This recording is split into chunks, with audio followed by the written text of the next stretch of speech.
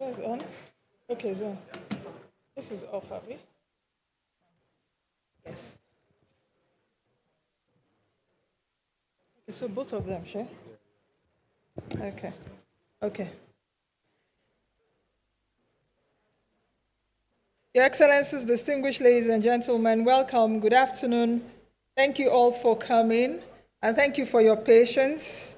It's just about 3 minutes after 2. I'll crave your indulgence that we'll just need to wait for a few more minutes before I will begin this important event. Thank you all for coming. Just a bit of housekeeping just before we go on, please. Can we put our phones on silent mode? Just craving your indulgence for us to put our phones on silent mode. Thank you all. I'm looking forward to the next 2 hours or thereabout where we'll be having such an important conversation about Nigeria. So welcome again, Your Excellencies, distinguished ladies and gentlemen.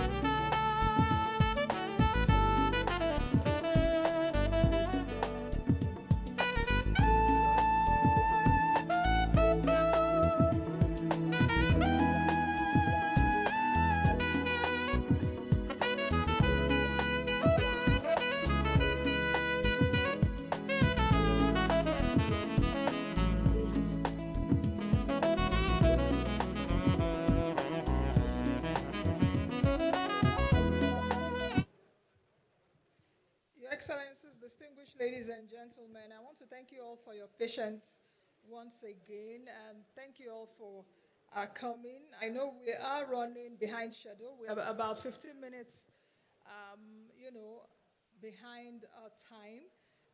I just want to say thank you. We'll be starting in a few minutes, in just a few moments from now. But today is really going to be, a very wonderful event. I'm particularly looking forward to what this launch would look like, what the report would be, because as Nigerians, we are very peculiar people. For the number of years I've been doing, I've been on television, I've had different people, different guests, different analysts, and it just points to something that we're just a different people. People will say, oh, we're peculiar people. We're peculiar people. When it comes to Nigeria, we do the things differently. And you may actually want to agree that we do these things differently. Even on the little things that we do, even in the way we speak English, our English is also different. A Nigerian will say, reverse back. And I'm wondering, what's the difference? Reverse back. Where are you going to? A Nigerian will say, extreme end. Go to the extreme end of the streets. A Nigerian will say, short knicker.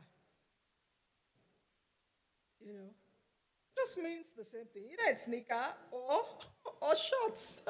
So, we are such a wonderful people. And I'm looking forward to what this report will say, but most importantly, we are all gathered here today to find solutions to, the challenges that we struggle with, the challenges that as Nigerians, that we struggle with on a day-to-day basis. So thank you very much again for coming. Thank you for your patience, and we'll begin in just a few minutes. Thank you.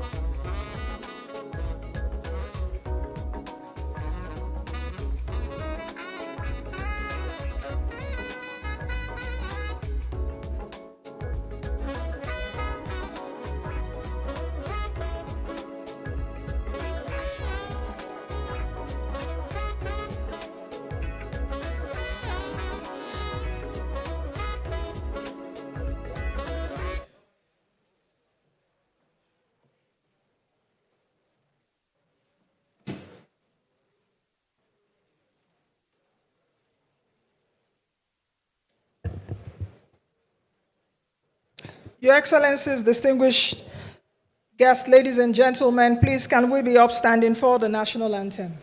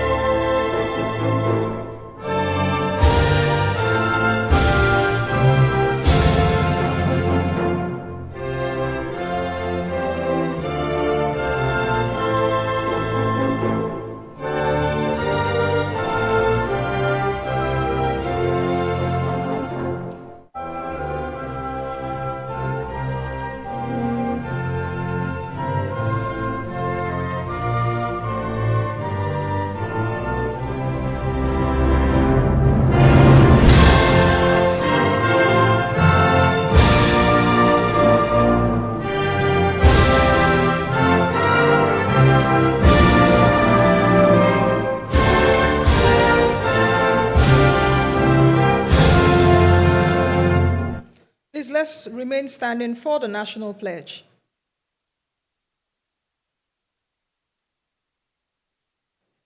I pledge to Nigeria, my country, to be faithful, loyal, and honest, to serve Nigeria with all my strength, faithful, loyal, and so help me God. All right, please, you may be seated. As directed by His Excellency, Mr. President, it is important why the national pledge should always be recited. I see that many of us have even forgotten our national pledge. Yes, I skipped one line. I pledge to Nigeria, my country. Should we do it again? We shouldn't, should we? No. Okay, so we should go ahead. Studio, you would have put it on the screen. But let's go ahead. But Mr. President actually mentioned that for every national event that we should recite the national pledge. And why should we do this? In honor of our national symbols, of course, the national flag and, our coat of arms and what have you, and respect for our nation's ideals that strengthen as well as preserve our ethos as a people and fidelity to our country, Nigeria. And part of it is also why we are gathered here today, to be able to move the country, Nigeria, forward. Your Excellencies, distinguished ladies and gentlemen, Honorable Minister of Finance and Coordinator of the Economy, His Excellency, Mr. Wale Edun, Honorable Minister of Labor and Employment, Her Excellency, Honorable Barrister Nkiruka Onyejocha, the Senior Special Assistant to the President on SDGs, Her Excellency Princess Adejoke Adefulure, Assistant Secretary General and the United Nations Resident and Humanitarian Coordinator, Mr. Mohammed Falik Fall, the Resident Representative, UNDP Nigeria, Ms. Elsie Atefoa, distinguished speakers and panelists, Honorable Abdulaziz Danladi, National Coordinator of National Social Safety Net Coordinating Office, MDs, CEOs, DGs of government agencies and departments, CEOs, MDs of companies in organized private sector, members of the diplomatic corps here present, ambassadors and high commissioners, you're welcome, the staff of the UNDP Nigeria, development partners, heads of civil society organizations, invited guests, gentlemen of the press, ladies and gentlemen. Your Excellencies, esteemed guests, distinguished speakers, ladies and gentlemen, welcome to the national launch of the 2023 to 2024 Human Development Report in Nigeria, hosted by the UNDP under the theme, Breaking the Gridlock, Reimagining Cooperation in a Polarized World.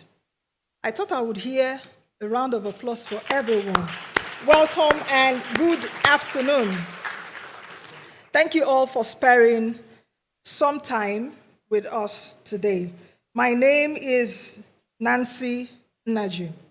As we gather here today, it is imperative for us to recognize that as a country, as a people, as a continent, as a world, we struggle with acute challenges. At least in the last 5 years in Nigeria, it's been topsy-turvy. If I chronicle the last 5 years, I know we had, or even the last 2, 3, 4, 5 years, we all know COVID-19, where the whole world shut down, where something we never thought could happen, happened. Streets from Lagos to New York to Paris to Lisbon, all streets were shut down. So we struggle with challenges globally that make us find ourselves off track as to meeting the XDG goals for 2030 and the crucial promise of leaving no one behind. How do we leave no one behind, especially in Nigeria? That is why we are all gathered here today. Your Excellencies, distinguished guests, ladies and gentlemen, welcome again. For us to move straight into the agenda for today, to welcome you all to this event. Today's event that has been designed to achieve a few objectives. And what are those objectives I would like to share with you? To extend the conversation on human development. Number two, to raise national awareness among key stakeholders and even among us Nigerians. And to, most importantly, catalyze necessary policy actions by the Nigerian government, of course, here represented, our ministers. Please, can you give them a round of applause? The Minister of Finance and Coordinator of the Economy, and the Minister of Labor and Employment.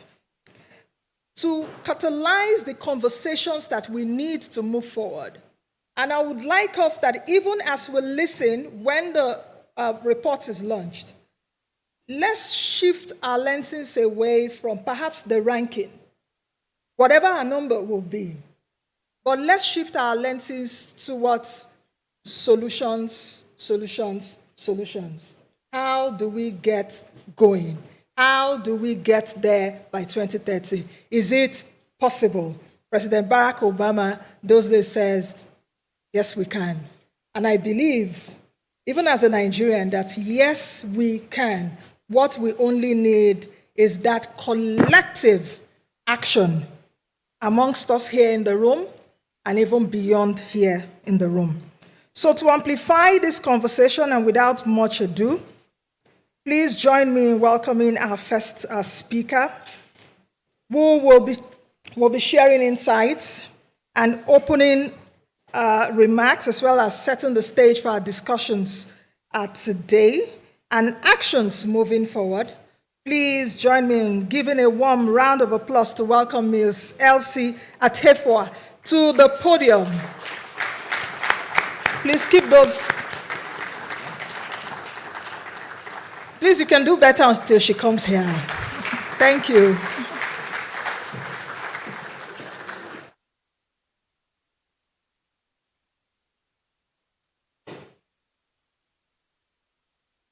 Good afternoon, everyone. Let me first of all do the protocols by recognizing Honorable Minister of Finance and Coordinating Minister of the Economy, Honorable Wale Edun. I also wanted to recognize in absentia, I understand he's on his way, Honorable Minister of Budget and Economic Planning, Honorable Senator Abubakar Atiku Bagudu. I want to recognize Honorable Minister of Labor and Productivity, Honorable Barrister Nkruka Onyejiocha. I hope I did pronounce it well. Onyejiocha? Yes. Okay. Let me also recognize the Senior Special Assistant to the President on SDGs,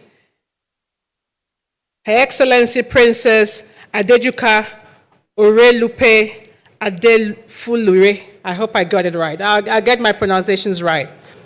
And also, let me also recognize His Excellency Mohammed Fall, our very own United Nations humanitarian and resident coordinator here in Nigeria, excellencies, ambassadors, heads of international organizations, UN agencies. I see many of my colleagues here.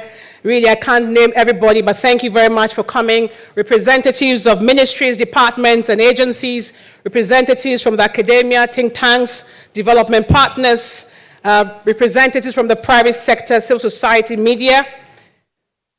UN colleagues, distinguished participants, ladies and gentlemen, let me simply say all protocols observed. On behalf of the United Nations Development Program, UNDP, and by extension, the United Nations family, and our resident coordinator is here, I'm delighted to welcome you all to this national launch of UNDP's 2023-2024 Human Development Report, HDR for short, under the theme, Breaking the Gridlock, Reimagining Cooperation in a Polarized World. Let me begin by expressing sincere appreciation and thanks to our special guest of honor today, Honorable Wale Edun, the Honorable Minister of Finance and the Coordinating Minister of the Economy, for joining us today, as well as senior government officials, members of the Diplomatic Corps, development partners, for honoring us with your presence and accepting our invitation. Honorable Minister, Honorable Ministers, Excellency, UNDP began this conversation on 13th March 2024 in New York at the global launch. where a number of high-level speakers, including the United Nations Secretary General Antonio Guterres, the President of Singapore, the former President of Costa Rica, and UNDP's Administrator Achim Steiner, amongst others. And they all highlighted the relevance of this report in the current global context. It is a delight for us to continue this important conversation today in Niger, in our federal capital territory, with the beautiful undulating hills and the sunshine. The 2023-2024, and I'm going to use the abbreviation moving forward, HDR, to stand for Human Development Report, reflects how we are all interconnected at national, continental, and global levels by economic and digital interdependence, for example. Despite these connections, we seem to be separated and not working together in unison to solve our shared challenges. What does this mean to break the gridlock, and how can we work together? Allow me to start with a quote from a doctor on how young people feel about our world today. And this was during the time that we were preparing for the Human Development Report. And here's a quote from the young people. "Tell me how to stay alive and sane in a world that clearly does not care about us having a future," unquote. This question reflects how many young people feel about our world today. A world in which the gap between the rich and the poor are widening, posing a threat to human development. A world in which we see increasing polarization that pulls us apart and stops us from working together. A world in which the Sustainable Development Goals are off track to meet the targets we set for 2030. So with this background, the release of the HDR serves as a catalyst for change, or to inspire change. It emphasizes that we live in a world tightly knitted by interdependence. The world is increasingly connected as planetary changes deepen and digital revolution spreads. This interdependence has meant shared challenges such as on climate change, global pandemics, biodiversity loss, and digital misinformation, but also opportunities that we can leverage. Honorable Minister, Honorable Ministers, Your Excellencies, let me take you down history lane on the Human Development Report. As many of you know, human development is about human freedoms. It is about building human capabilities. In 1990, UNDP published the first HDR with an introduction of a new Human Development Index, HDI, to measure development progress. The underlying principle of the HDI, considered radical in 1990, was very simple. National development should be measured not simply by per capita income, as has long been the practice, but also by health, education, living standards, and other important indicators. For the last 34 years, UNDP has released the HDR and HDI annually, ranking all countries by health, education, and living standards. In the last 3 decades, UNDP has produced more than 800 global, regional, national, and subnational reports, and organized hundreds of conferences and other outreach initiatives to foster human development. These activities have extended the frontiers of analytical thinking about human progress beyond economic growth, firmly placing people and human beings at the center of development policies and strategies. Since its inception, the HDR has become a flagship knowledge product. This unique annual report has not only helped to establish a broad definition of development, but also evaluate the progress made and highlight key challenges drawing on statistics. This report encourages political leaders, decision makers, development partners, all herein gathered around the world to raise our ambitions and actions needed. Honorable Minister, Honorable Ministers, Excellencies, now let's look at the findings and recommendations from the Human Development Report 2023-2024. Based on the 1999 to 2019 trend, the global HDI value was on track to cross a threshold that defines very high human development, which is the value of 0.800 by 2030, coinciding with the deadline to meet the SDGs. Now the world is off track. The 2023-2024 HDR shows that the path of human development progress, which shifted downwards in 2020, have remained below the pre-2019 trend, threatening to entrench permanent loss in human development gains. Deaths from violent conflict and displacement are increasing, reaching the highest level since the World War II. Temperatures are rising, with 2023 being the hottest temperature ever recorded on Earth. Inequalities are widening between countries at the bottom and countries at the top of the HDI.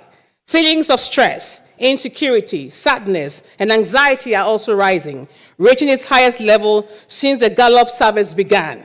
New analysis in the HDR using the data from the World Value Survey shows that only half of the global population feel in control of their lives, and that only 1/3 of people believe that their voice is heard in their political system.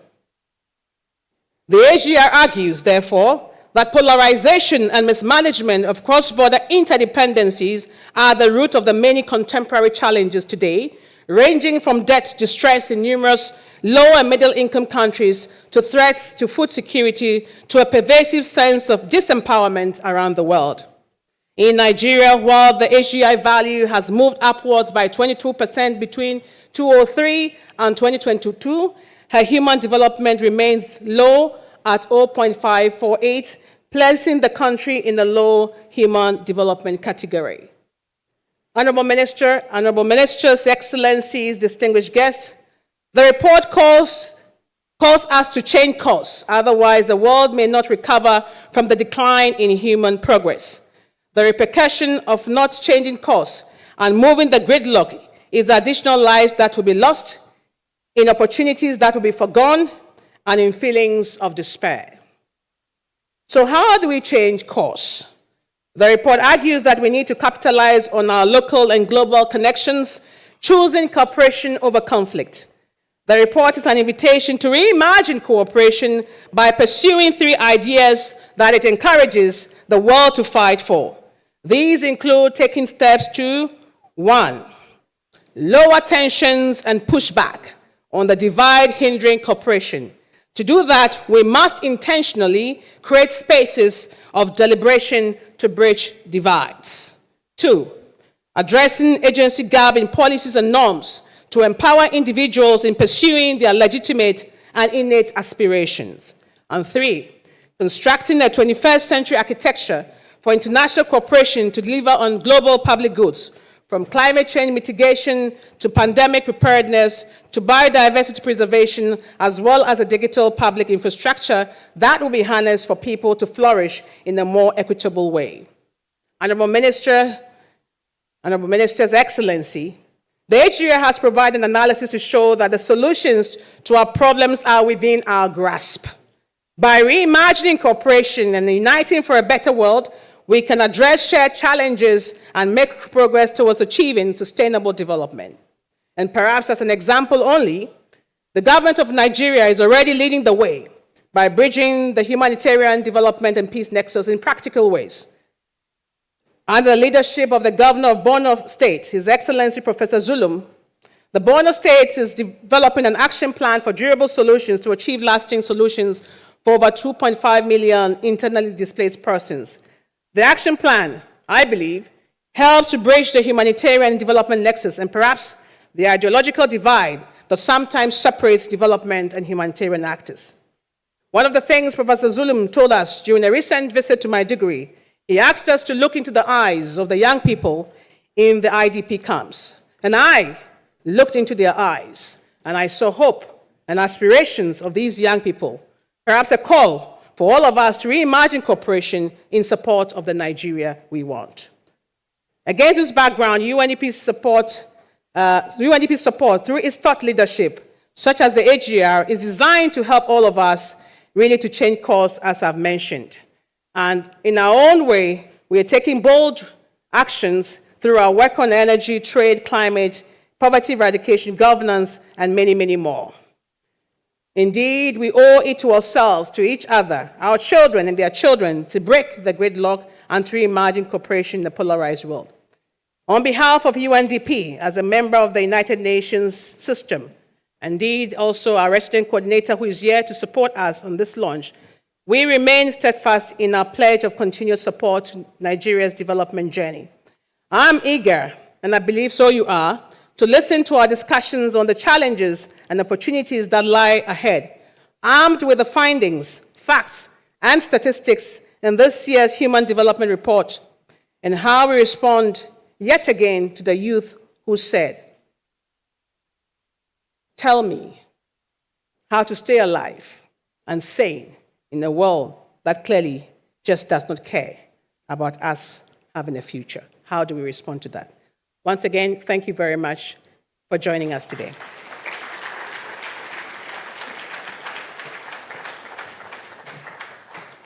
Please make the applause louder for Ms. Elsie Atefua for giving us that foundation for the journey of the next 1 hour, 30 minutes or thereabout.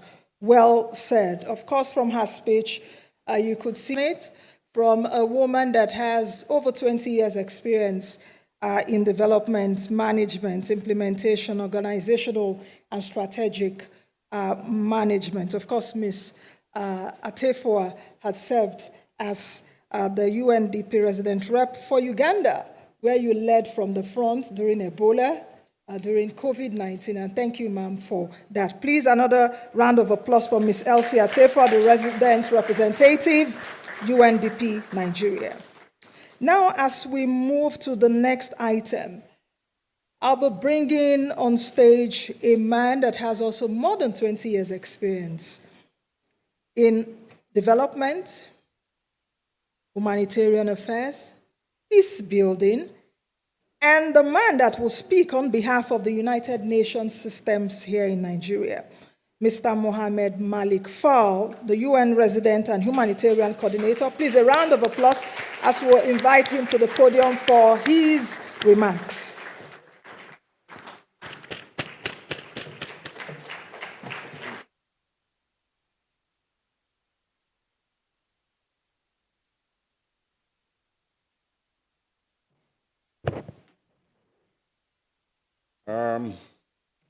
Honorable Minister of Finance and the Coordinating Minister of the Economy, Chief Adewale Edun,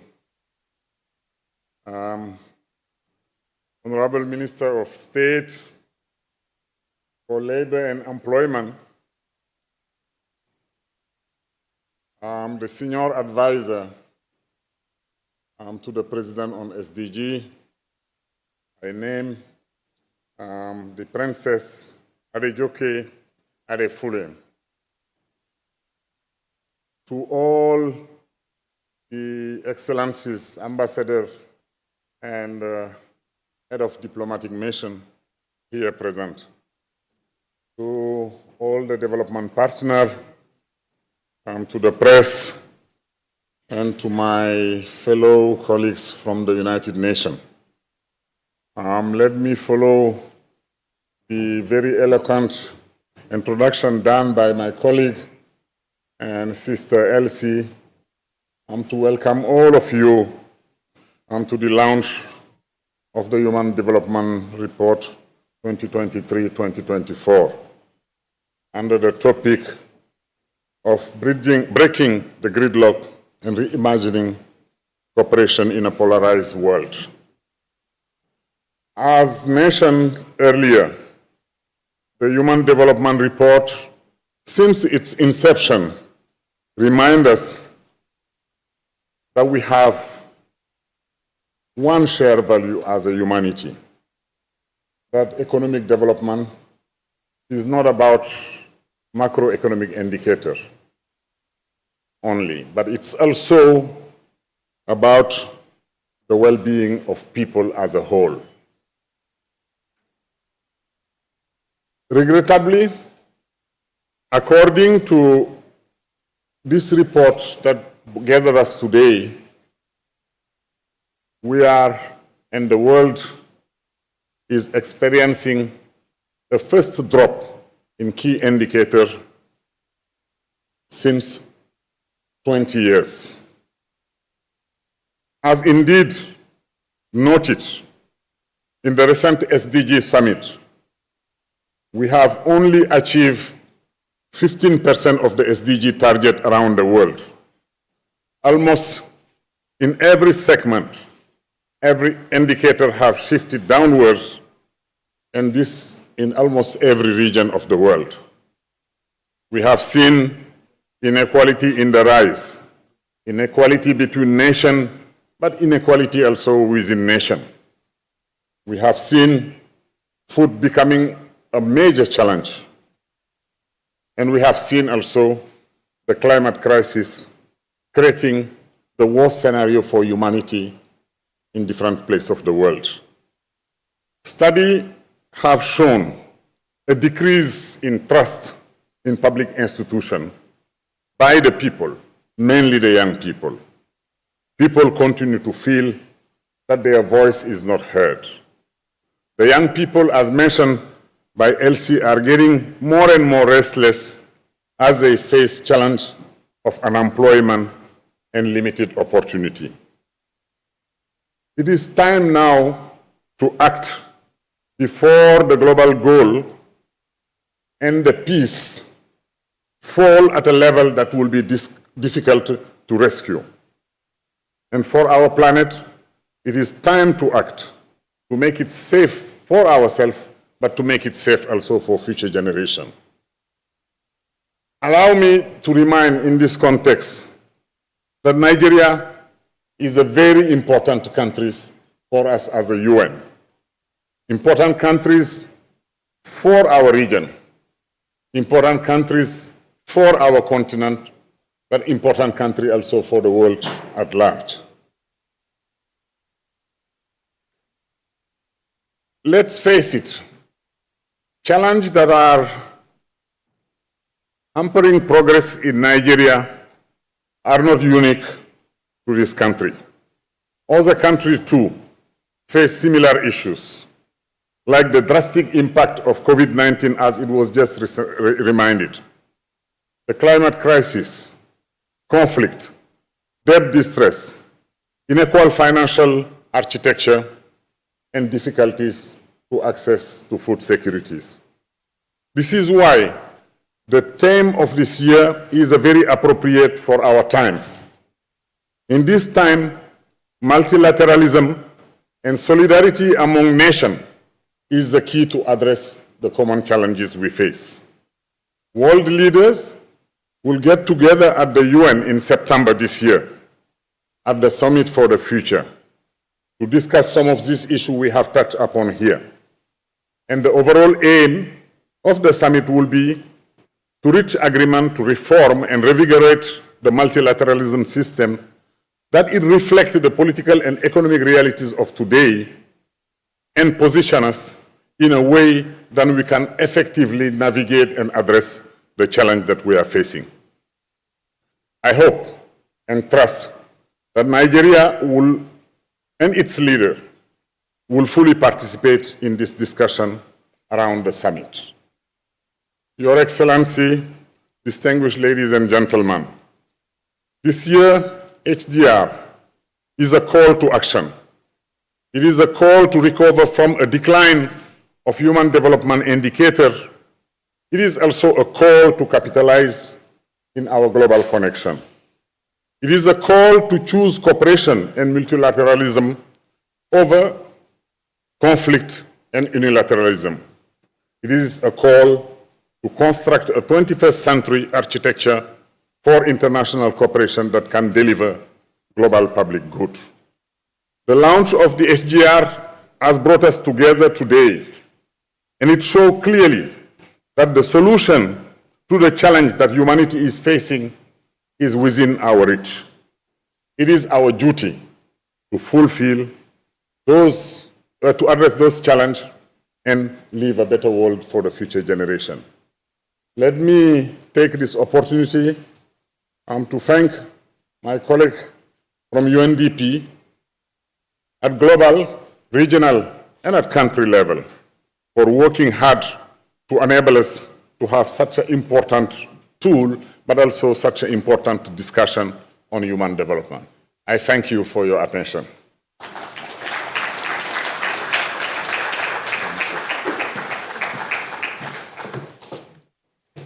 Thank you very much, sir. Please, another round of applause for Mr. Mohammed Fall, UN resident and humanitarian coordinator.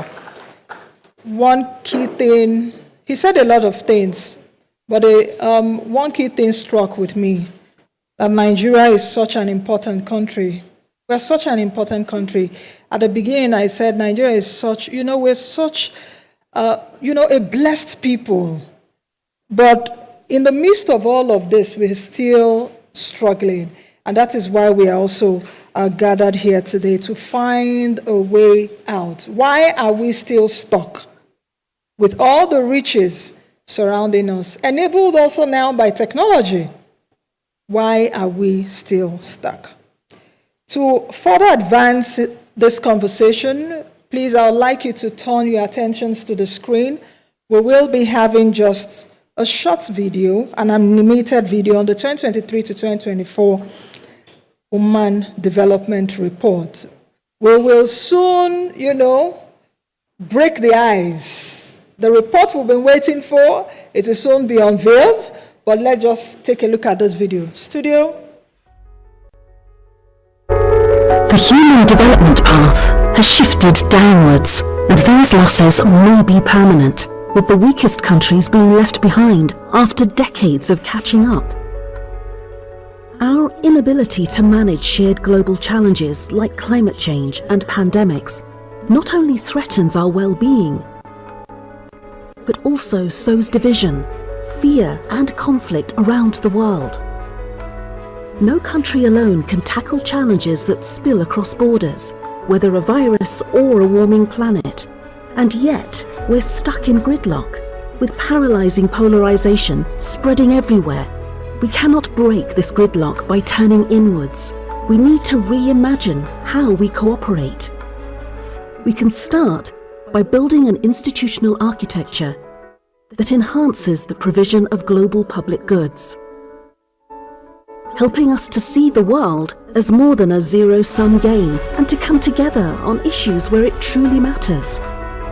We can help ease polarization by fighting misperceptions that keep us apart, and by giving people the means to feel more in control of their lives. We don't have to be swept up in a whirlwind of problems, sinking deeper with each disaster. We must do better. We owe it to ourselves, to each other, and to the planet.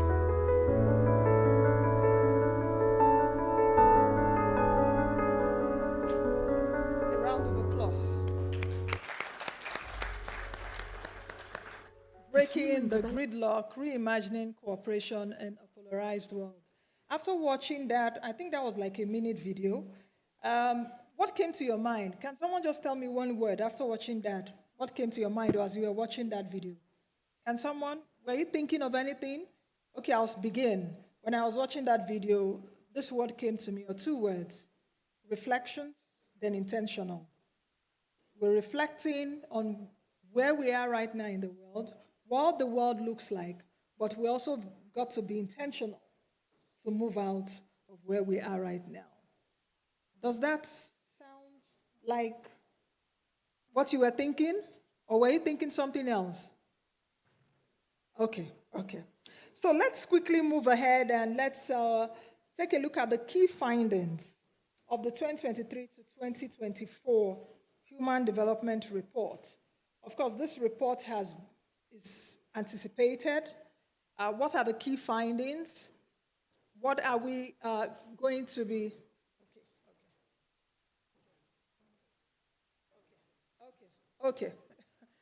Okay, so we'll have a slight change to the program. So, Your Excellencies, distinguished ladies and gentlemen, for the keynote address, please help me with a round of applause as I welcome to the podium our own Honorable Minister of Finance and Coordinating Minister of the Economy, Honorable Chief Adewale Edun. Just like Mr. Fall, Olawale Edun. Just like Mr. Fall said. Please, a round of applause for our CME. Thank you, sir. Good afternoon. Before I even start, of course, I have to apologize can imagine there's a lot to coordinate right now. But I didn't come late and then start scattering the program. The program I have has LC, then it has Mohammed Fall, then it has my good self. So I can't be accused of turning the program upside down. The Honorable Minister for Labor and Employment, the Senior Special Assistant to the President on SDGs, Monsieur Fall, Madame Elsie, Atafwa, Mr. David Green, Acting Ambassador, His Excellency, distinguished ladies and gentlemen, all protocols observed. Once again, a very good afternoon. Nancy has said that, Nigeria is important, an important country, important to the UN system. Of course, we do have the Deputy Secretary General, Amina Mohammed. We do have the Special Representative of the Secretary General on energy, sustainable energy for all, Damilola Ogumbi, as well as so many other brilliant Nigerians working in the UN system. So we're important on many fronts. But this is Nancy, you asked what we thought as we saw that very short video. And I think it was sobering, if not saddening. But then you used the word intentional. We just have to be determined to get out from where we are. But let me just say that it is my honor and definitely a pleasure to be here to launch the 2023-2024 Human Development Report, HDR, Breaking the Deadlock, Reimagining Cooperation in a Polarized World. I think this is the 34th year of this report by UNDP, and of course it shines a light on all our shared challenges, opportunities, and quest and pursuit of a better world. It's a text whose aim is to, quote unquote, expand the richness of human life. And of course, it takes a robust approach to assess three areas, as we heard before: health, education, and standard of living. And we agree that when you want to measure how a country is doing, how people are faring, you go beyond GDP per capita to get the richer measure that the HDI, Human Development Index, gives you. When we reflect on our global challenges, the aftermath of COVID-19 and the geopolitical tensions that have come up since then, it's clear. On the one hand, you do have, as was mentioned earlier, you have countries that have recovered. The US, from between 2019 and now, has grown 8%. Europe has grown about 3%. But then when you look at the less developed countries, you look at the developing world, it's a totally different story. So we have, on the one hand, those who have basically recovered from where they were before COVID, particularly America, but also the rest of the OECD countries. And then you have those who are still behind. And as the video told us, they may not catch up. So I don't see what can be more sobering than that. The thought that if we're not careful, we'll not even get back to where we were before. But if I want to reflect on the findings of the HDR, of course it underscores that troubling trend. For the first time in 2 decades, we're seeing a widening gap between the Human Development Index between countries, basically more inequality and more people stuck in poverty. And as we said earlier, the recovery from COVID, very, very uneven. And it is a call for international cooperation to bridge these divides. But as we're looking to bridge these divides, we're faced with a world in which it hasn't started yet in many ways because the tensions seem to be rising. The divisions seem to be worsening. And in that context, we do have a lot to do. It's really sobering. It is really a cause for reflection. And this is an opportunity for us to look in concrete, objective terms at the figures, at the situation, and then commit ourselves to improving it.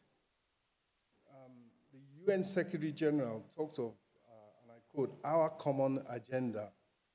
And I think we here, and the government of Nigeria, the team of Mr. President and his team do commit themselves to an inclusive, an effective multilateralism.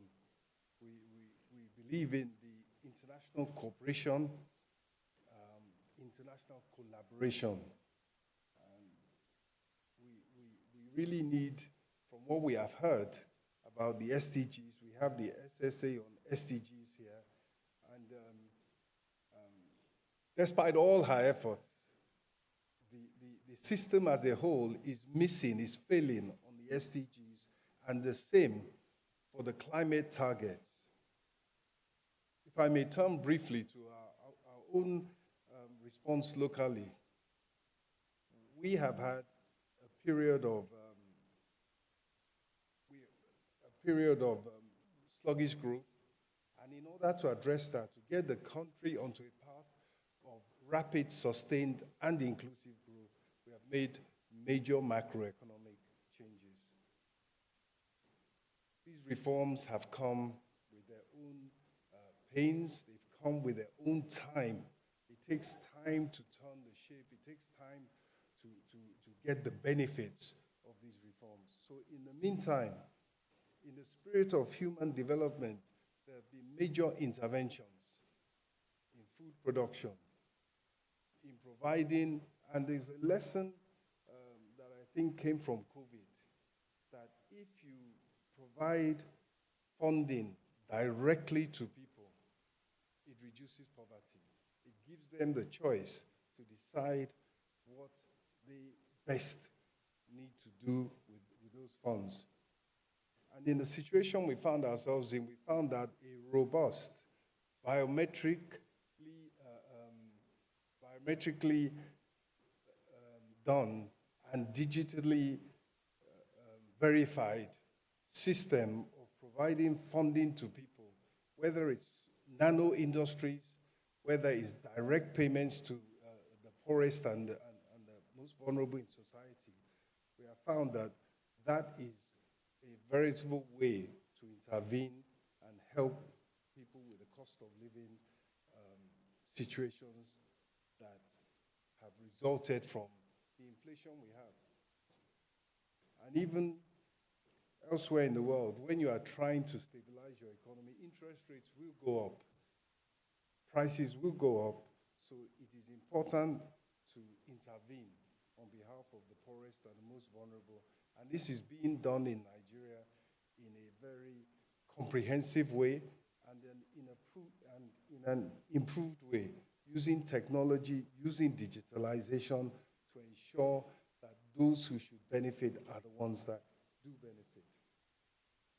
But if we look further afield, clearly the international system, even the international financial system, is not working for the poorest of countries. And that's why the INF, the Integrating Sustainable Finance through the Integrated National Financing Frameworks, INF, is important. The reforms that we're seeking in the global architecture will have the greatest impact when accompanied by strengthened national financing policies through the INFF, which helps countries strengthen planning processes and overcomes challenges to financing, sustainable development, and the SDGs at country level by laying out the full range of financing options. Elsewhere, there has been a lot of talk, a lot of emphasis on reforming the multilateral institutions to make them fit for purpose and to make them deliver for the poor countries in terms of the quantum and the timing and the type of funding available. It's an ongoing conversation, and it's an important one because if you see, as we just saw earlier, that there is going back, there is retardation, people are getting poorer, then that reform of the financial system becomes even more critical. We are going to hear about the specific findings of the Human Development Report, but let me just try and end and close on a positive note that we are grateful for this report. We do commend UNDP for this document and for the consistency with which it is produced. It is a veritable tool to allow us to benchmark where we are and to focus on where we need to get to. On that note, distinguished ladies and gentlemen, I thank you very much for your attention.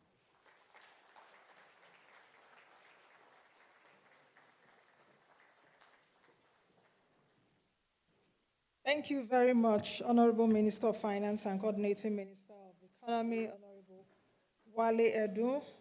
Of course, our keynote, our speaker for today. Honorable Minister, we'll still crave your indulgence a bit because we'll be launching and unveiling the report right about now. So please, I'll crave your indulgence, Honorable Minister, Honorable Wale Edu, over there. Honorable Minister of Labor and Employment, Honorable Barrister Nkiru Konyejocha, is over there. Mr. Mohammed Malik Fall, please over there. Ms. Elsie Atefo, please over there so we can actually launch.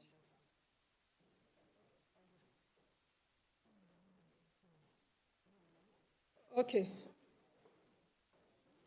And please, all the ambassadors and high commissioners in the room, please, the Senior Special Assistant to the President on SDGs, please, a round of applause as we're calling them. This is really it today, you know? Yes, you can. Thank you very much. Your Excellencies, distinguished ladies and gentlemen, it is my honor, it's my pleasure to launch the 2023-2024 Human Development Report of UNDP. Thank you.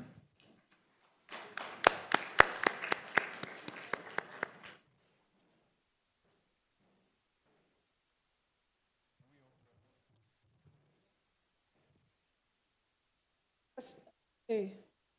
Everyone should hold a copy for the photographs.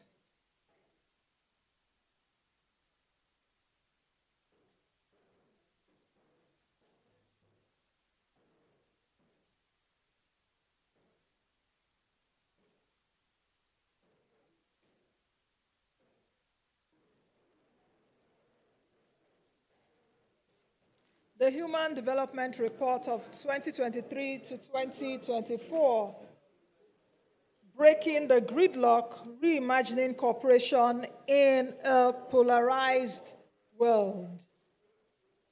Please, another round of applause for the UNDP Nigeria for giving us this elaborate report.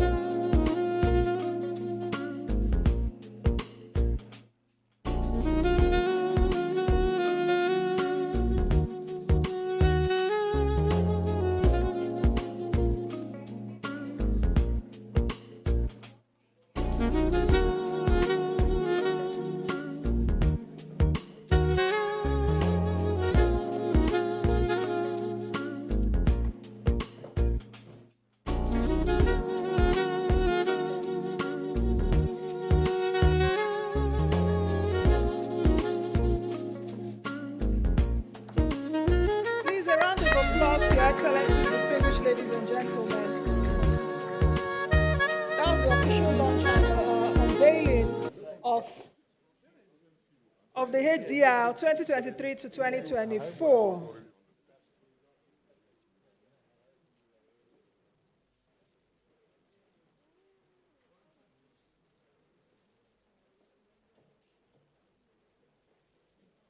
We'll quickly be going into the next item.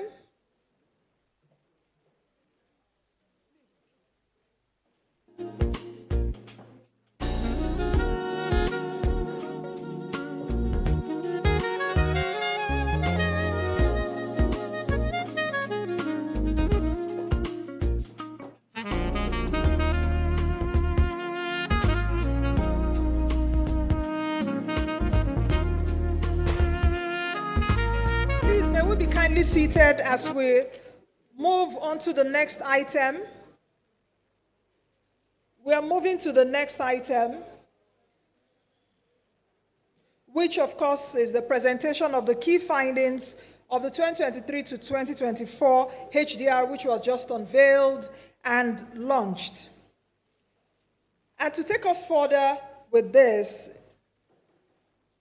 our speaker, of course, the presenter of these key findings, has been providing policy, research, advice, facilitating dialogue, supporting data generation and analysis, strategic partnerships, as well as international development. Please join me as I welcome Ms. Precious Akanonu, National Economist, UNDP Nigeria, as she takes us through the key findings of this HDR report. Please welcome her onto the podium with a round of applause. She'll be breaking down this report for us.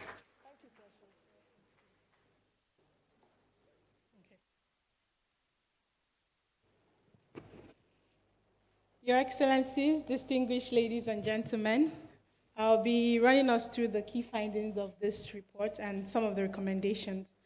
I'll try and be as brief as possible, given the lack of time. So the central question of this report is, our generation has an unprecedented wealth. We have the know-how, we have digital connections, but yet we are stuck in achieving equitable, sustainable development. So the HDR report tries to answer why are we stuck in this our progress for human development. The HDR report for this year focuses on examining the human development performance for 193 countries, of which Nigeria is one of them. So what's the essence of the human development report? The human development report, like our keynote speakers have addressed, it's about expanding the richness of human life rather than simply the richness of economy that we've been seeing. And the human development report is built, the human development approach, which is what the HDR focuses on, is built on three key dimensions, which is one, enhancing, ensuring that people can live long and healthy lives, that people are knowledgeable and educated, and then people have access to resources needed for a decent standard of living. So the HDR report uses the Human Development Index as well as other new indices that has been introduced to analyze the progress for human achievements across countries. So where do we stand on human development? In the last HDR report, we've recorded the first dip in global HDI, the Human Development Index, for 2020 and 2021. We noted a drop after 20 years of consistent progress. You can see across all the regions, the drop is evident. So if the human development part had continued in its pre-2019 pathway, the global HDI should be around 0.800.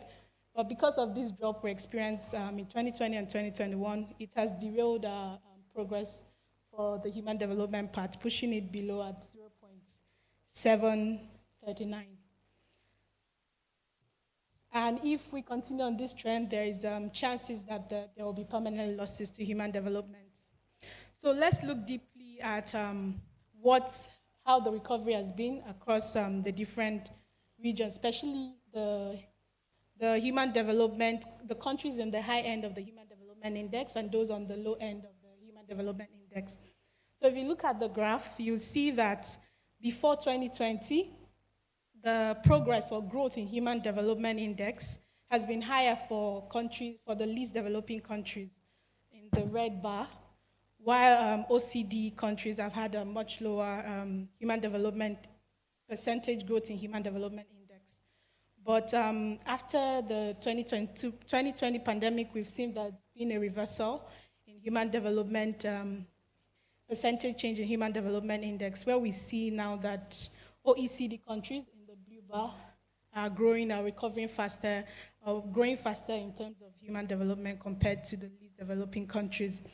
And this is worrisome because it means that inequality is expanding between countries, particularly countries at the top of the HDI index, like the sub-Saharan African countries, and those at the bottom of the, and those at the top of the HDI, like where you see the Switzerland, the very high human development group, and then those at the low, like some of the sub-Saharan African countries. It means that the poorest and weakest of our international community are being left behind, and it requires action. So looking at Nigeria's trend, for a while, let's look at since the 2003, when the HDI began for Nigeria, we've seen that there's been growth in the HDI, a 22% increase over the past 19 years. But however, Nigeria remains at the low human development category.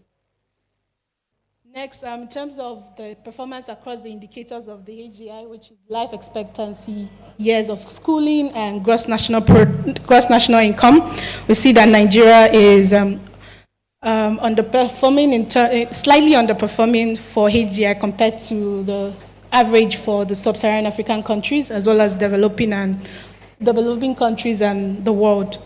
And across the different indicators for life expectancy, Nigeria is slightly underperforming compared to the other averages.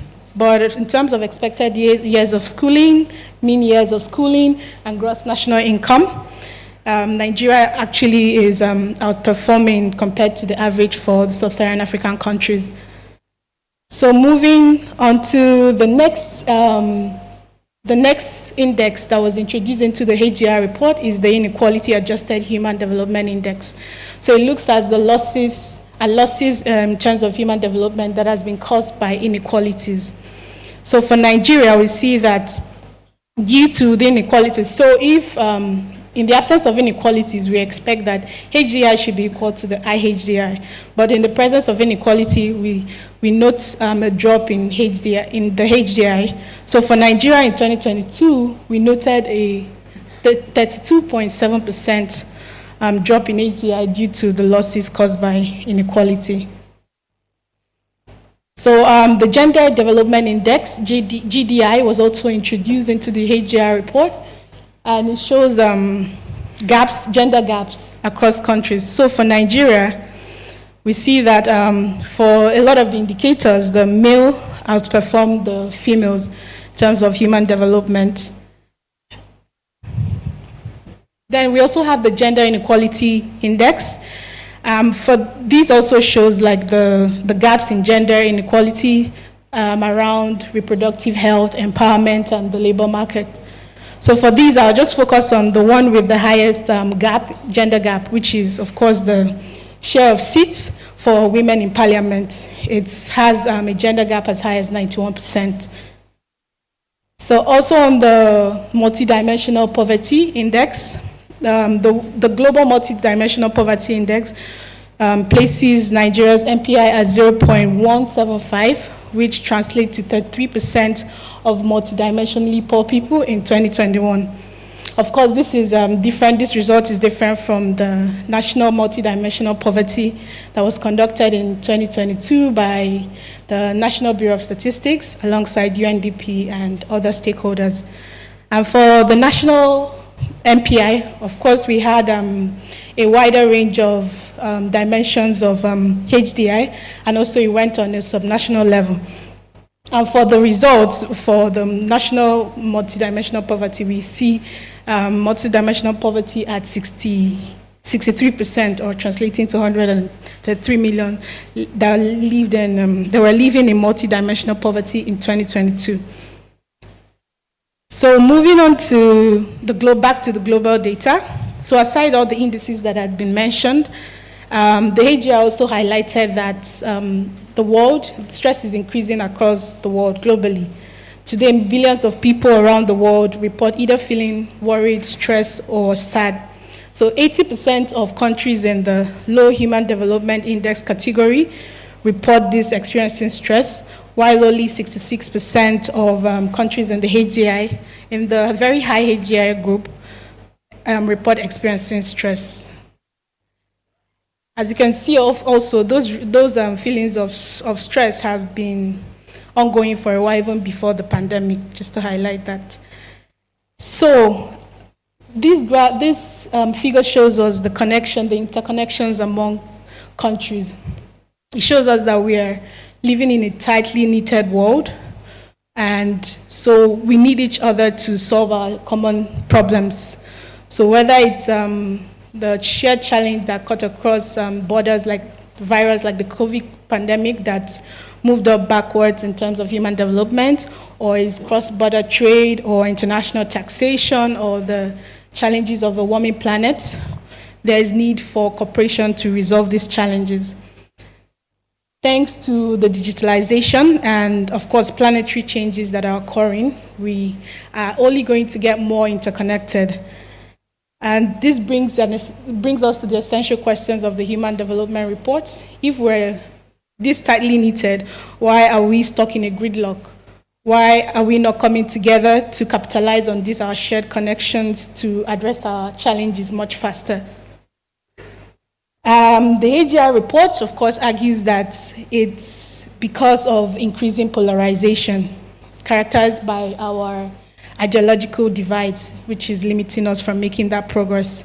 As you can see from the figure, between 1999 and 2004, we had a majority of people who think positively about democracy and support leaders who don't undermine democracy. But if you fast forward to 2017 to 2022, we have a majority of people who think positively about democracy, but they support leaders who may undermine democracy. If we applied the same survey in this hall, perhaps a lot, despite believing in democracy, may have preferences for leaders that could undermine it. So what are the recommendations? What path should we take from here to rethink our cooperation so that we can address our shared problems? The AGR provides 3 sets of action plans or recommendations for advancing in our achievements for human progress. One of it is expanding the focus of development policy so that it can focus more on strengthening people's ability to determine their own future. That's closing the agency gap. So as you can see from the figure, 5 in 10 people report not having control over their own lives, while more people, 7 in 10 people, 70% of people report not that their voices, they feel like their voices are not being heard in political system, so that they don't matter they are not taken into consideration in government or governance. So this requires the need to expand our development focus to strengthen people's ability to determine their own future. And how do we do that? The AGR recommends that we need our institutions to become more people-oriented. It should be co-owned and be more future-oriented. The second recommendation is the need to construct, like the Honorable Minister has mentioned, the need to construct a 21st century architecture for cooperation in providing public goods. So it should be an architecture that allows investment in public goods like those that address shared challenges like climate change, the pandemics, and digital misinformation. So as you can see from this graph, there are consequences for not doing this. And one of it is that by the end of the century, it's expected that more people would die from rising temperatures if we do nothing. And you see that the greatest brunt will be borne by those in the low AGI group, like some of countries in Arab states, South Asia, and Sub-Saharan Africa. So we know who would be much hit by this, by not addressing these global public goods. And as one of the examples provided in the HGR reports is in terms of providing a public good is the need for also exploring additional innovative financing as a complement rather than a substitute for traditional development assistance. So one of the examples is having like automatic triggers in bonds and loans that would help poorer countries to cope with the crisis that they had little part in contributing, such as the climate change. This would enable them to have more, to be able to attract and mobilize financing from the private sector to those countries. And the third one would be reducing tension and pushing back polarization. So we see that polarization fits a zero-sum game, fits a zero-sum thinking, either win all or nothing. And this prevents us from working together, having compromises, and being tolerant of each other to address our problem, and that's keeping us in the gridlock. So, but the HGL recommends that the win-win scenarios are possible, and we should pursue that. Aside this, there is hope that we actually agree on some key shared problems more than we actually know or we think. So we took a poll at the beginning of the event that closed around 2 to find out how much we agree on shared problems. And we posed the question, like, would you donate to a local environment action focused on waste management to address the flooding challenge against next rainy season? And we see from the results that 78% would actually contribute their resources or financing for a commonly shared problem, while most of us think that we are not sure whether others will contribute to such funds, to such shared problems. And this is similar to the results of the HGR, the global HGR report, which shows that people perceive that only 43% of the world's population will be willing to make financial commitments for climate action. But in reality, almost 70% of the world's population will make personal financial commitments to climate action. So there is hope, since we actually agree in the determination to solve our shared problems more than we think. So the HGR admonishes us to actually correct our false realities and help bridge people across the divides so that we can solve our common problems, whether at local level, at national level, or at the regional level, on global level. So in summary, the HGR report is a call that we must and we can do better than where we are now. And we can do better as a country, as a world, as a region that is always on brink of collapse, like a house of cards. So we owe it to ourselves, to our children, to each other and their children to be able to solve our problems. And the report invites us to have a conversation on rethinking cooperation towards solving our shared problems. Thank you.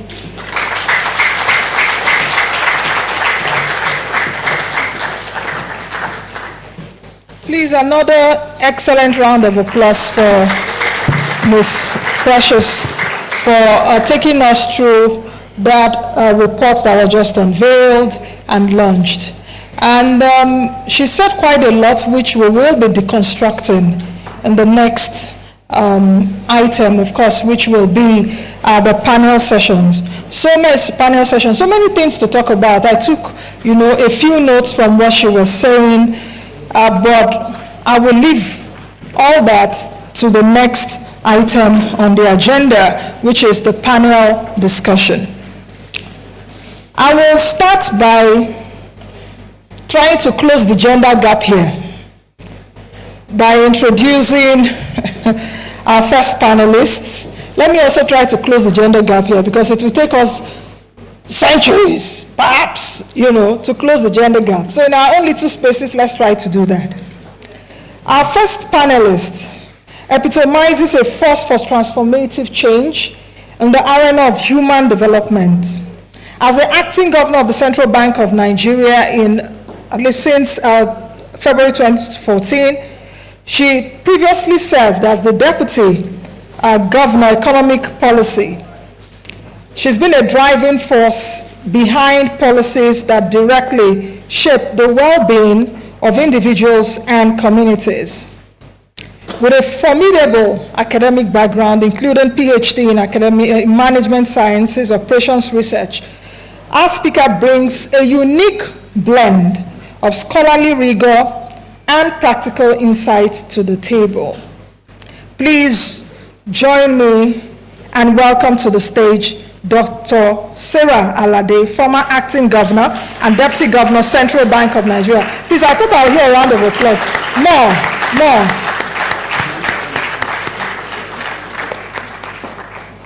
As she approaches the podium, let me quickly acknowledge the Honorable Minister of Youth Development, Dr. Jamila Bio Ibrahim. Thank you very much for joining us. Thank you very much. Honorable Minister, it's so good to know that you're joining us, so welcome. And our next session, I know you will get a lot from the next session to assist you in your ministry, because the theme, of course, of the report, breaking the gridlock, where is it again? Okay, that's it. Breaking the gridlock. For those of us that may not know, the median age of Nigeria is 18. So if Nigeria is like a person, that person is 18 years old. So what does that mean? We must think, do everything possible to raise that 18-year-old well and to give that 18-year-old a future. And I think that is why we are here today. So this conversation is very necessary. Thank you, Honorable Minister, for coming. Please, a round of applause. All right, as I've closed the gender gap with my own style here by inviting Dr. Sarah Alade. Now let me invite the men, on stage. And I would begin by inviting Dr. Chukwuka Onyekona, who is the Executive Director, Center for the Study of Economics of Africa. He's a distinguished economist with a wealth of expertise in various facets of human development. As the Executive Director of CC, he plays a pivotal role in leading initiatives aimed at fostering sustainable human progress. He's the Executive Director, Center for the Study of the Economies of Africa, CSEA. Please, a round of applause for him. Let me also invite our next panelist, who is a distinguished economist. I have economists on this panel, but I'm not intimidated. He's a distinguished economist, public policy analyst, influential business leader with a proven track record of driving organizational success and fostering innovation across various sectors. He commenced his career with a pivotal role as a special assistant to the chief economic advisor to the president of Nigeria, where he actively contributed to shaping government policies on critical areas such as job creation, industry regulation, and the most famous popular subsidy removal. During his tenure, he demonstrated a keen understanding of the complexities of policy making and showed tremendous insights into the intricacies of navigating governmental frameworks. He transitioned to the private sector. He assumed the role of chief economist and chair editorial board at Business Day Media Limited, which is Nigeria's foremost business publication.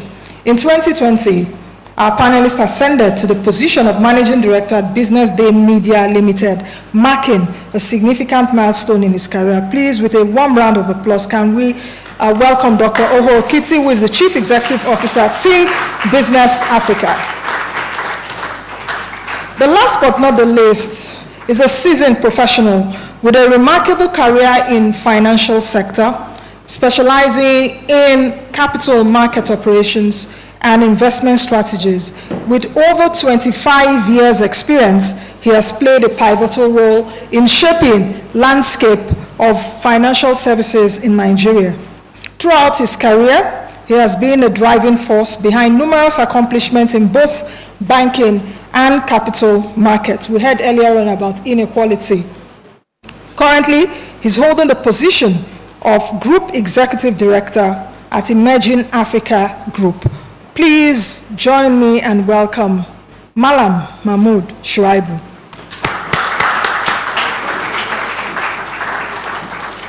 Please make it louder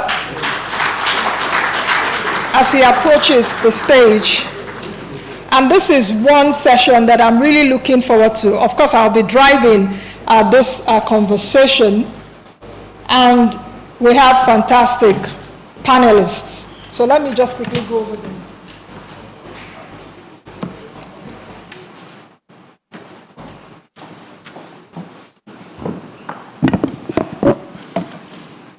Thank you.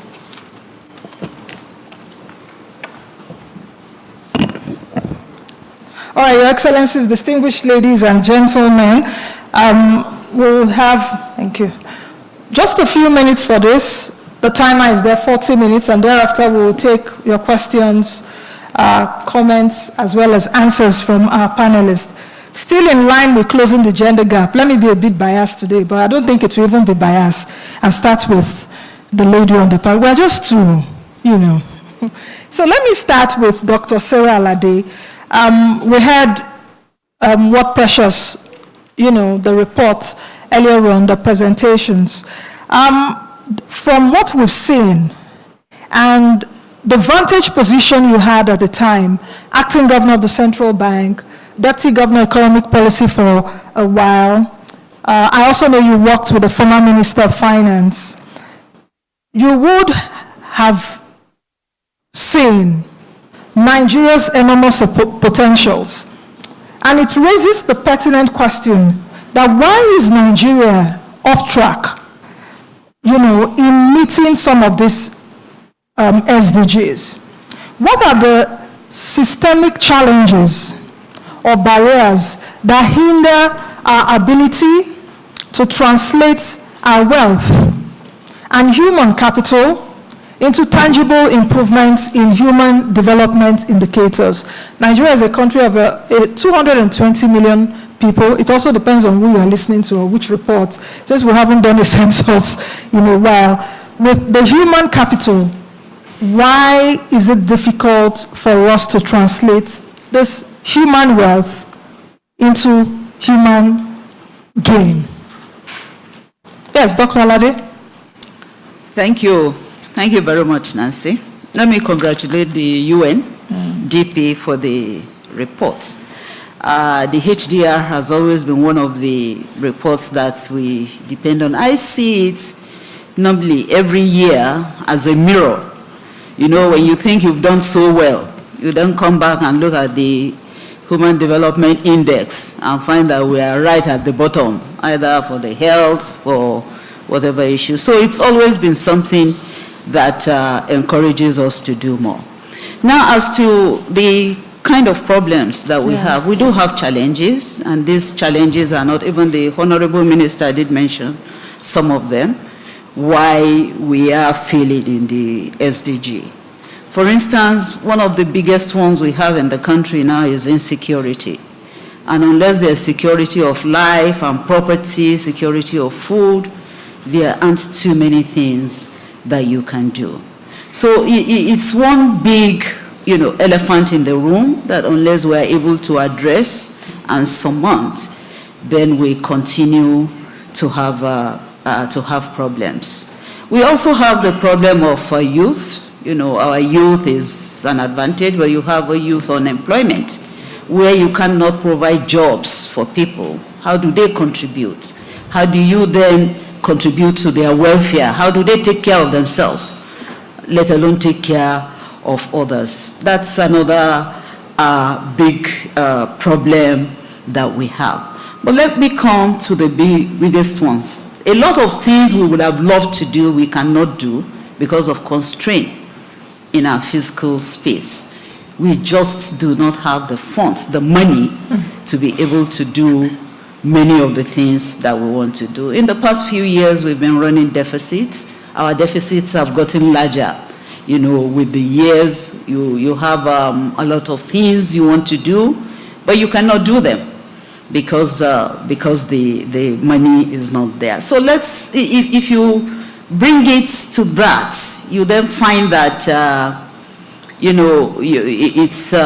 it's not surprising that we haven't done as much as we can. We lack infrastructure. There's infrastructure deficit everywhere. We're supposed to need some billions of dollars to be able to fix our infrastructure within the country. So a lot of issues that we do have. Unemployment, even our institutions, we talked about agency here, talked about institutions.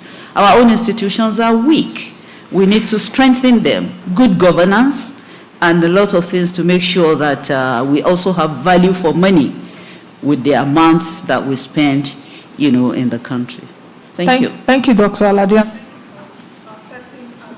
At least reading out the challenges that we've had in the past. Now, Dr. Ekwana, let me come to you. Of course, we've listened to the report. We saw when Precious was presenting it earlier. Nigeria's HDI, of course, value for 2022 positions us at 161 out of 193 countries and territories. But like I said at the beginning, it's not for us to really blame right now, because what has happened has happened. How do we move forward? It's what we will be getting from this panel. Given our enormous potentials, like I mentioned, because Nigeria, whenever you talk about Nigeria, people say, it's a country of potentials. We're so blessed. We have very good people, mineral resources everywhere, agricultural resources and what have you. Yet it raises that pertinent question. And the question for you, Dr. Nkuna, is that why is Nigeria still off track in meeting the SDGs, despite the abundance, resources, and potential for progress? And I know that the Senior Special Assistant to the President on SDGs, of course, I expect her that she will give us one or two comments when we come to whether she would also lend her voice to this question later. So, Dr. Nkuna. Okay, thanks, Nancy, for that question. And thank you to UNDP for the launch of this human development reports. As a research institution, such reports are very critical for our analysis and our role in advancing evidence-based policy making. So I'll start by reiterating that Nigeria has what we call good fundamentals. We have a large and youthful population. We also have a growing fintech, digitalization sectors. We also, Nigeria also has this demographic dividend that should be explored. However, in terms of human development indicators, Nigeria has always had poor indicators of human development. And I'll just reiterate on some of these poor figures. Nigeria actually has one of the worst health and education outcomes. Nigeria has the highest out-of-school children in the world at 18 million as of 2022. In terms of infant mortality, as of 2023, Nigeria has 55 infant mortality deaths per 1,000, which places Nigeria at number 14, highest infant mortality in the world. And so you can ask, so despite these potentials, why are we having these poor HDI indicators? One of these reasons is that we don't actually prioritize health and education in our resource allocation. So it's about prioritizing resource allocation. There are some standards. The World Health Organization recommends about 15% of budget allocation on education, on health, while UNESCO recommends 15 to 25% allocation to education. For Nigeria, these two sectors have always been below 10%. So there's an issue of prioritization. Sarah Lede mentioned that we don't have the finances, but even with the finances, we do not prioritize health and education sectors.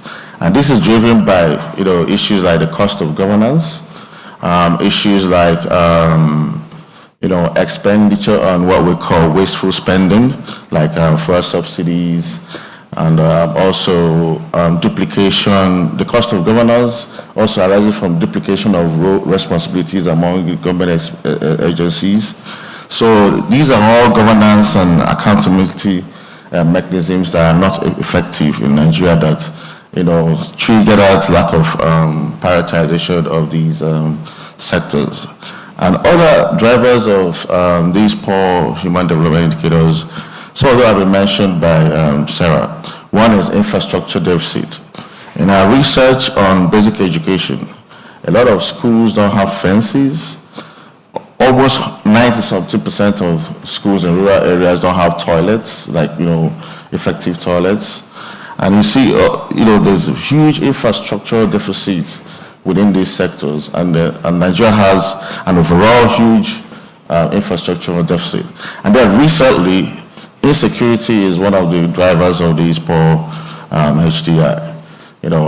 Banditry, kidnapping, and terrorism within some areas with these high out-of-school children. So all these, all accumulate to these poor HDI indicators. Thank you.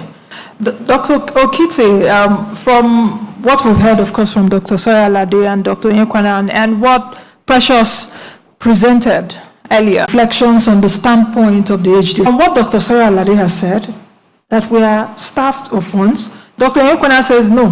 Even the money we have, we don't budget enough health and education, which are indicators to improving human development.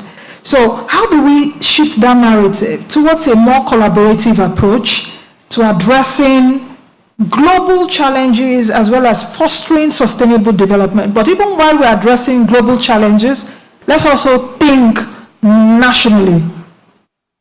Okay, thank you. I hope that question was not too much, because I feel like this. I'm like, okay, how am I going to answer this?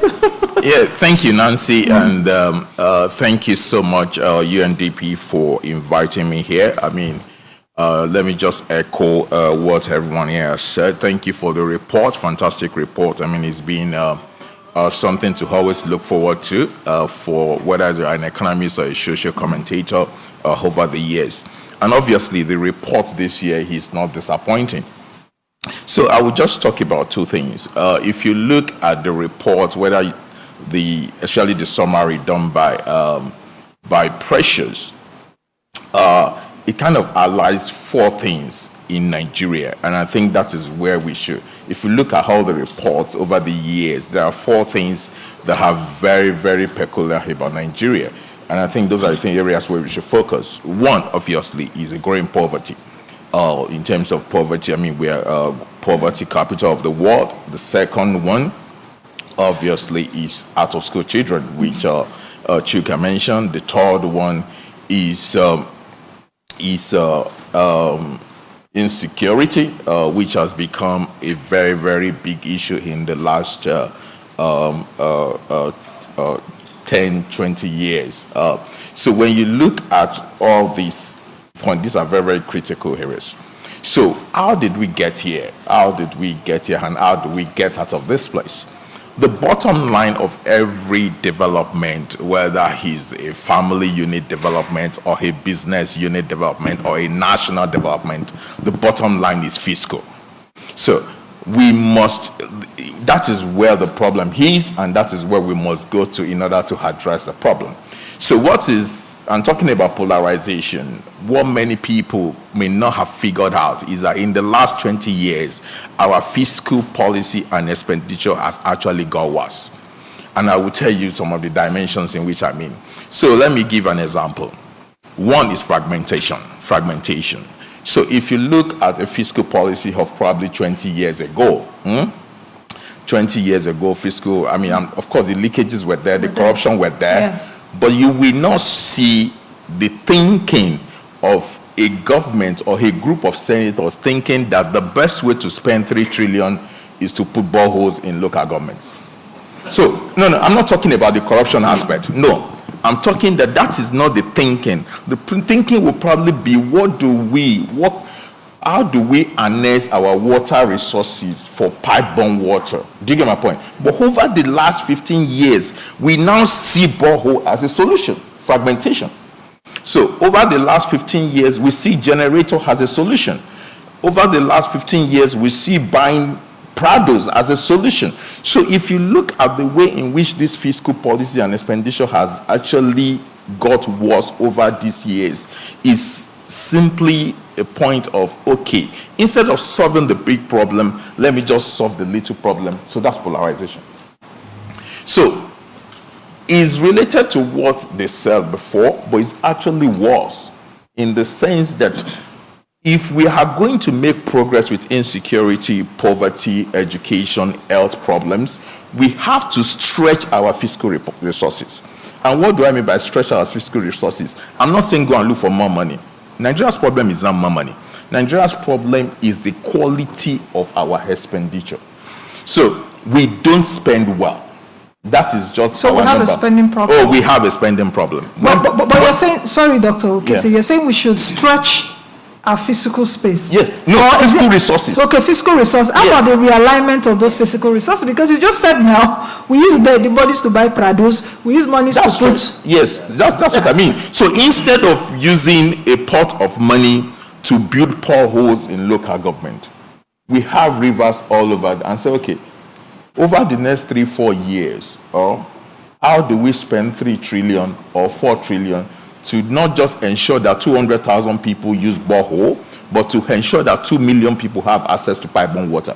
They are two different things. Okay. So how do we think beyond just solving tiny problems? For instance, you said you have 40 billion. Yeah, that was what was it? 40 billion to give to people. I understand. I mean, if you are poor, you need resources, you need money. But what are the policies and the reforms required to actually invest in things that actually generate jobs and income, rather than just constant handout? Because if you are giving handouts, if you give handout this year, you will give handout next year, you will give handout next year. But however, is there any serious thinking around generating incomes and employment for people? Not as much as I would like to see. So the point, when I mean stretch fiscal resources, we have this quantum of resources, and I don't think we are stretching the policy investment that is required, and those are the things that we need to prioritize, rather than just doing what I call politics for today, rather than for the next 5 years. Yes. Okay, that's quite interesting. Yes, please clap. Thank you. That's quite interesting, and I'll come back to that later in the next round. But, Mr. Shoaib, let's take it from this angle. We've reeled out a lot of issues and challenges that we have.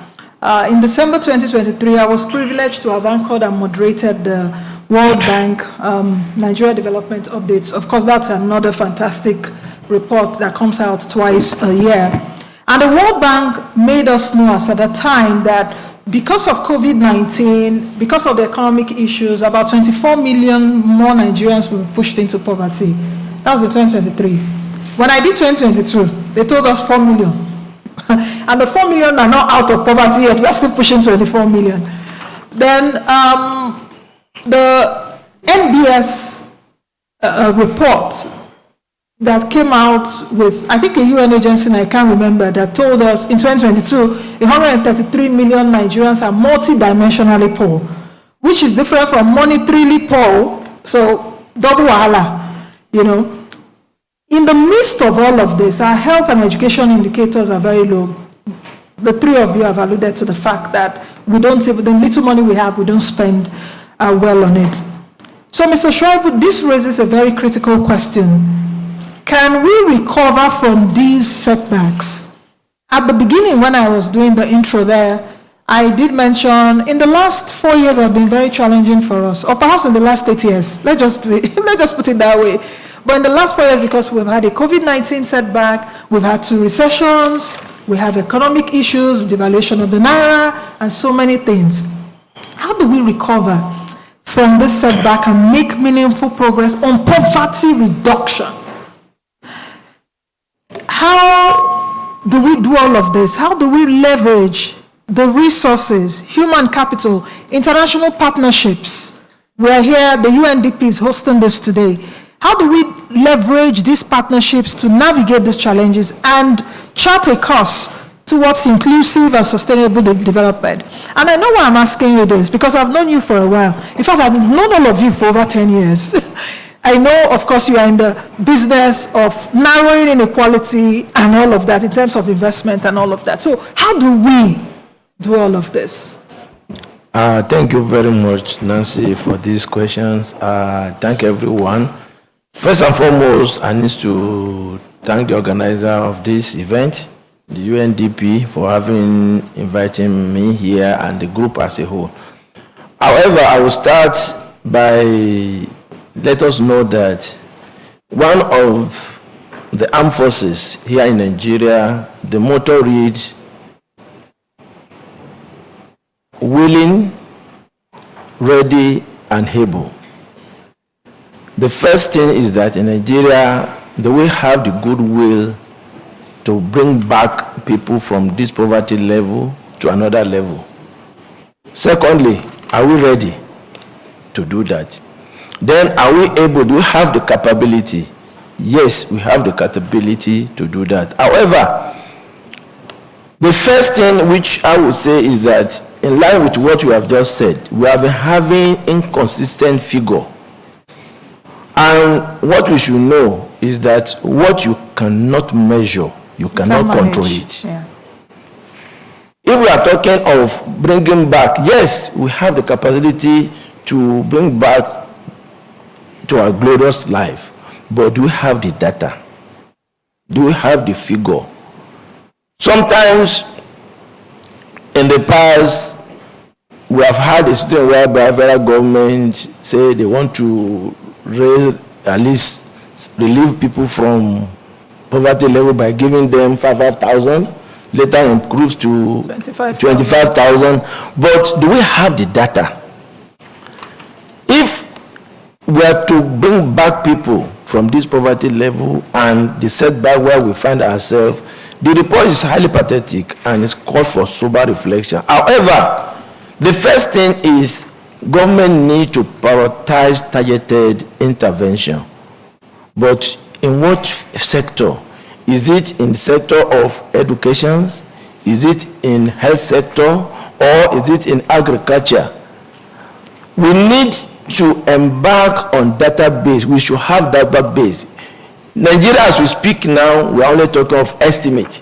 We don't even know actual number of population we have.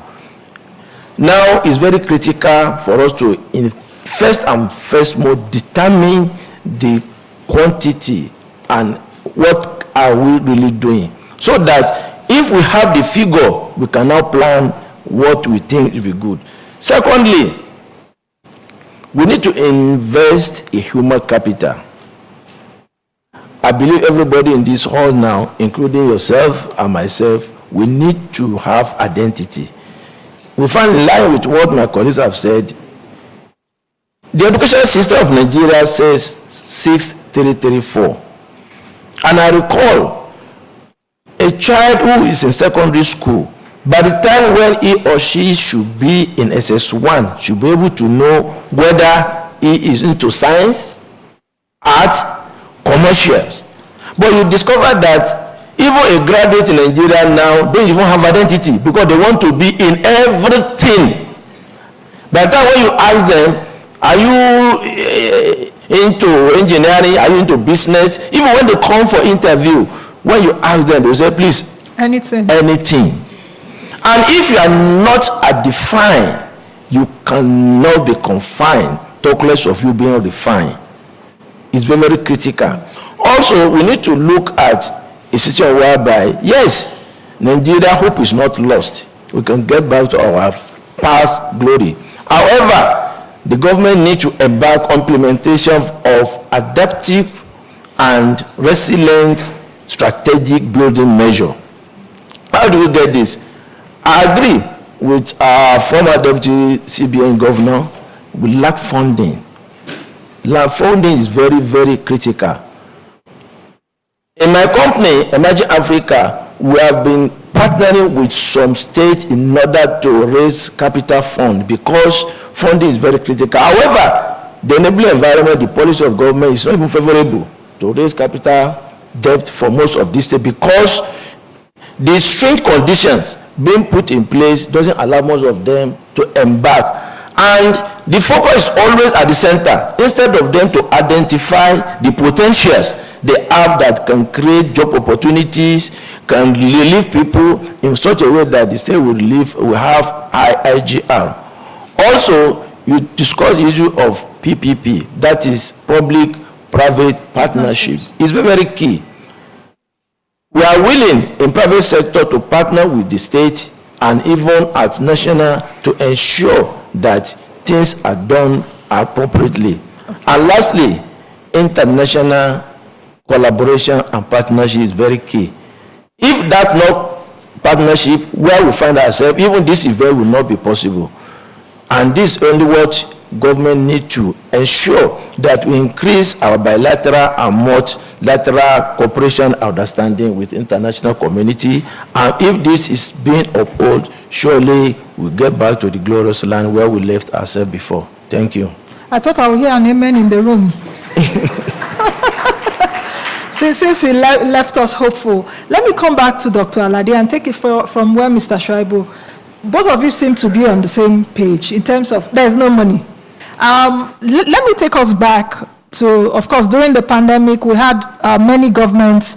They implemented substantial emergency programs, what I also call helicopter money. Many central banks across the world were printing monies uncontrollably amid declining fiscal revenues. And why were they doing this? They were doing this to get us out of the hole which COVID-19 had dug us into, and that led to significant accumulation of public debt in emerging countries or economies like Nigeria. Of course, we know what is going on with the Ways and Means in the National Assembly and what have you. Now, Dr. Alade, given your vantage position as a former acting governor and former CBN Deputy Governor Economic Policy, what actions do you propose for realigning the financial architecture to increase financing, since both of you are on the same page in terms of we don't have enough money?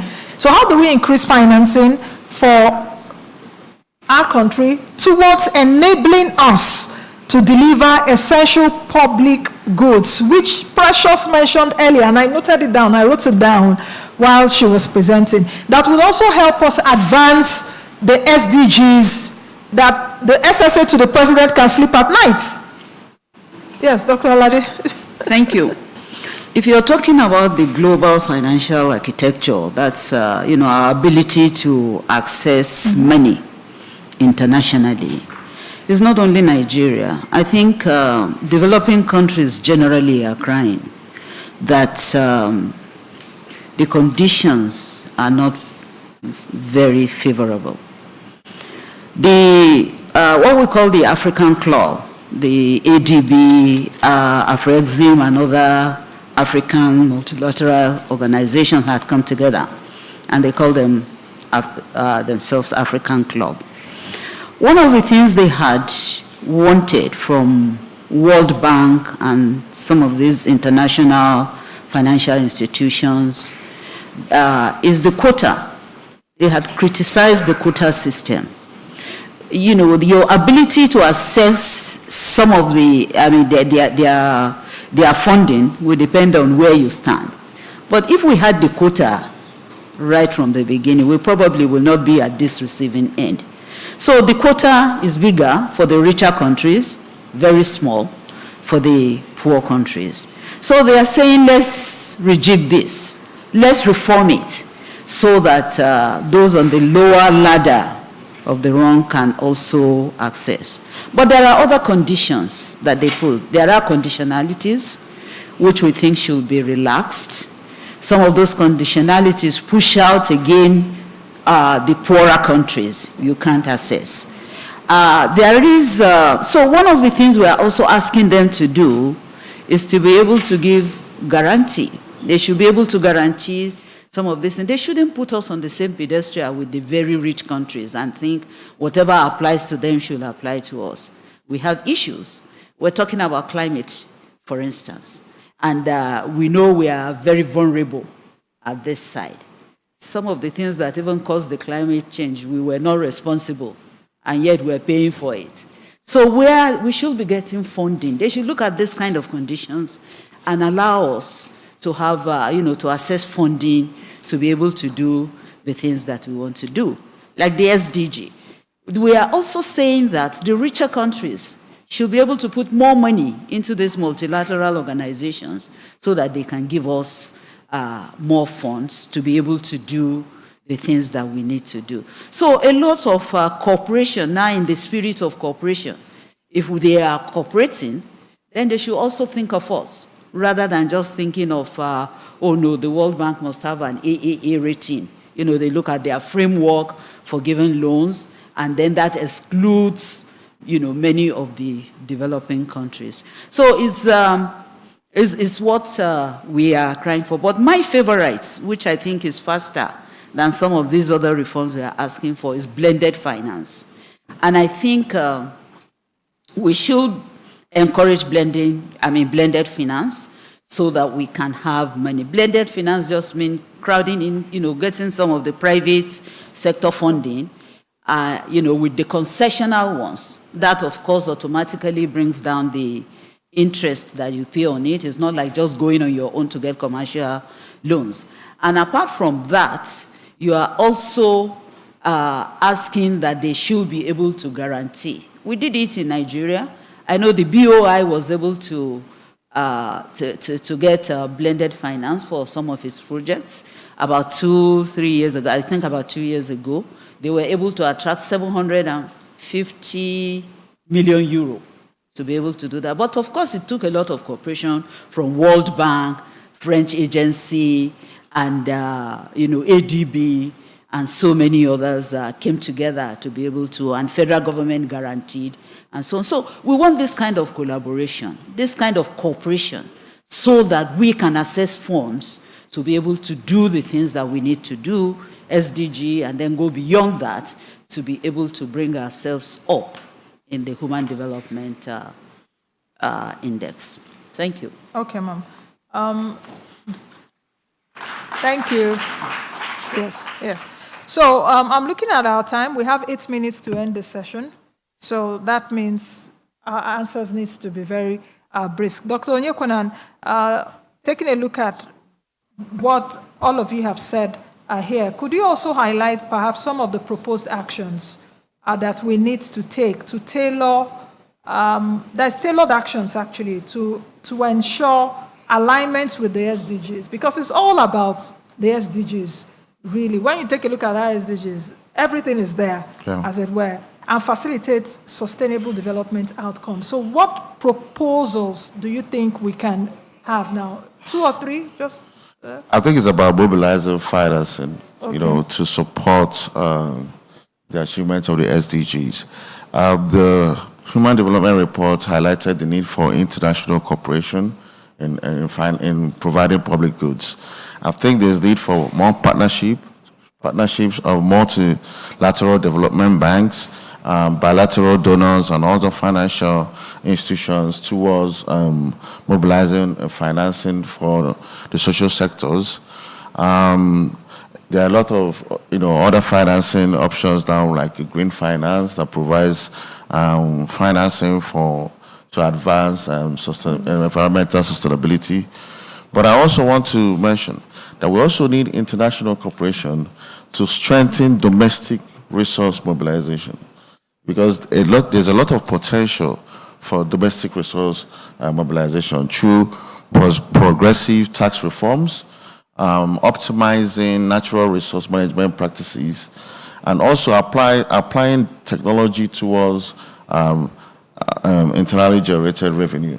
International cooperation could also assist in achieving increased domestic resource mobilization. Some of the states in Nigeria has actually made some progress in advancing domestic resource mobilization and channel those resources towards the health and education sectors. Okay, since we're talking about international collaboration, let me come to Dr. Okiti. What role do you now see for international partnerships and collaboration in supporting Nigeria's effort to promote sustainable human development amidst these challenges? Because even the international development partners have been doing quite a lot. Is there still room for them to do more? Okay, so And not taking us like Nigeria is such a recalcitrant child. the understanding, I mean, if you ask most people here, most people will say our problem is money. More money will be great. More money will always be great. But we should be careful not to ask for more money and throw them into bad problems. Our structures at the moment are not right for any kind of development. So let me take some examples. So if you look at education, for instance, if you look at education, in the last 20, 25 years, we have seen dramatic growth in private education. So what does the growth in private education mean? It means that my child in a school in Lagos is paying 3.5 million, 4 million to educate a child in private school, right? However, if you go to some other countries, that same amount of money, you can use it to train 3, 4, 5 children in a public school, the same level of education, stretching fiscal resources. So that's education. In the last 5, 10, 20 years, we have seen a growing number of people going abroad for their masters, for their PhD, for their degree. We all have our children there. How much are we spending? We are spending our money. We are spending our home money, £20,000 for a child a year. Nigeria's money. Why don't we raise education in Nigeria public school? I went to Hepoma. So that's where I went to, but I can't send my child to Hepoma today. AAU? Yes, I cannot send my child. Why don't we bring those resources together and stretch it and educate more people? Health, private, everything. There's nothing wrong with private, but what I am trying to say, the structure at the moment, with more money, you can't still deliver more. You will just be throwing bad money at bad problems. Until we change it, we need some reforms. We need some reforms to put in place some standard structure. That way, international communities can find a role in that structure that will help them support us more effectively. At the moment, I don't see us making any tangible or concrete progress given the structure that we have at the moment. So whether it's water resources, whether it's NEPA, we all have generator at home. Each generator now is 20 million. You buy diesel, 1,200 per liter. What does that give you as an individual? That same resources can stretch 10 or 20 households if we use those resources together. The structure at the moment is weak. Dr. Okiti, you want to leave me on a pessimistic note, as we conclude this session. Journalist. But like I said at the beginning, it's about solutions, and I understand where you're coming from. But what you're trying to say is that with the structure we have right now. Yeah, the solution is improve the structure. Is to improve the structure. That's okay. True, yes. We have government officials in the room. Minister of Youth, you hear what they're saying so that you take back to FEC and say this is what is happening here. Now, Mr. Shuaibu, what are the plugins for private sector? The role in achieving sustainable development, whether in climate change, whether we're talking about education. Even Dr. Okiti has said everything is private now. Insurance is private, everything private. So is there still a plug-in for private sector in achieving all of this very quickly? Yes, the private sector will indeed unlock a lot of opportunities in the area of job creations, in the area of investment, and in the area to ensure people are doing things right, not just doing the right thing at any point in time. And this is the opportunity whereby we are encouraging PPP, public-private partnership. And this will go a lot of way in getting things done, because people are looking at public sector as just non-profit making sector. But private sector, if everybody focus on private sector, definitely things will change and it will turn things over for us all. Thank you. Thank you very much. Please, a round of applause. And that brings us, of course, our panelists will be moving over to Q&A right now. And we're doing very well because I can see we have 47 seconds still left on the timer. So please, a round of applause for our panelists. So now we're open to the floor, and we'll start from the Honorable Minister of Youth Development. Please, can we hand her a mic? Thank you very much, Honorable Minister. Yes. Thank you very much. Good afternoon, everyone, and congratulations to UNDP on launching the HDR 2023-2024. And thank you to all our distinguished panelists. And good afternoon to all the distinguished guests.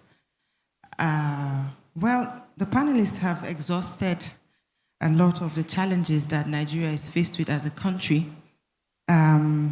Naming insecurity, youth. Of course, there's a clear and a relationship between young people and insecurity.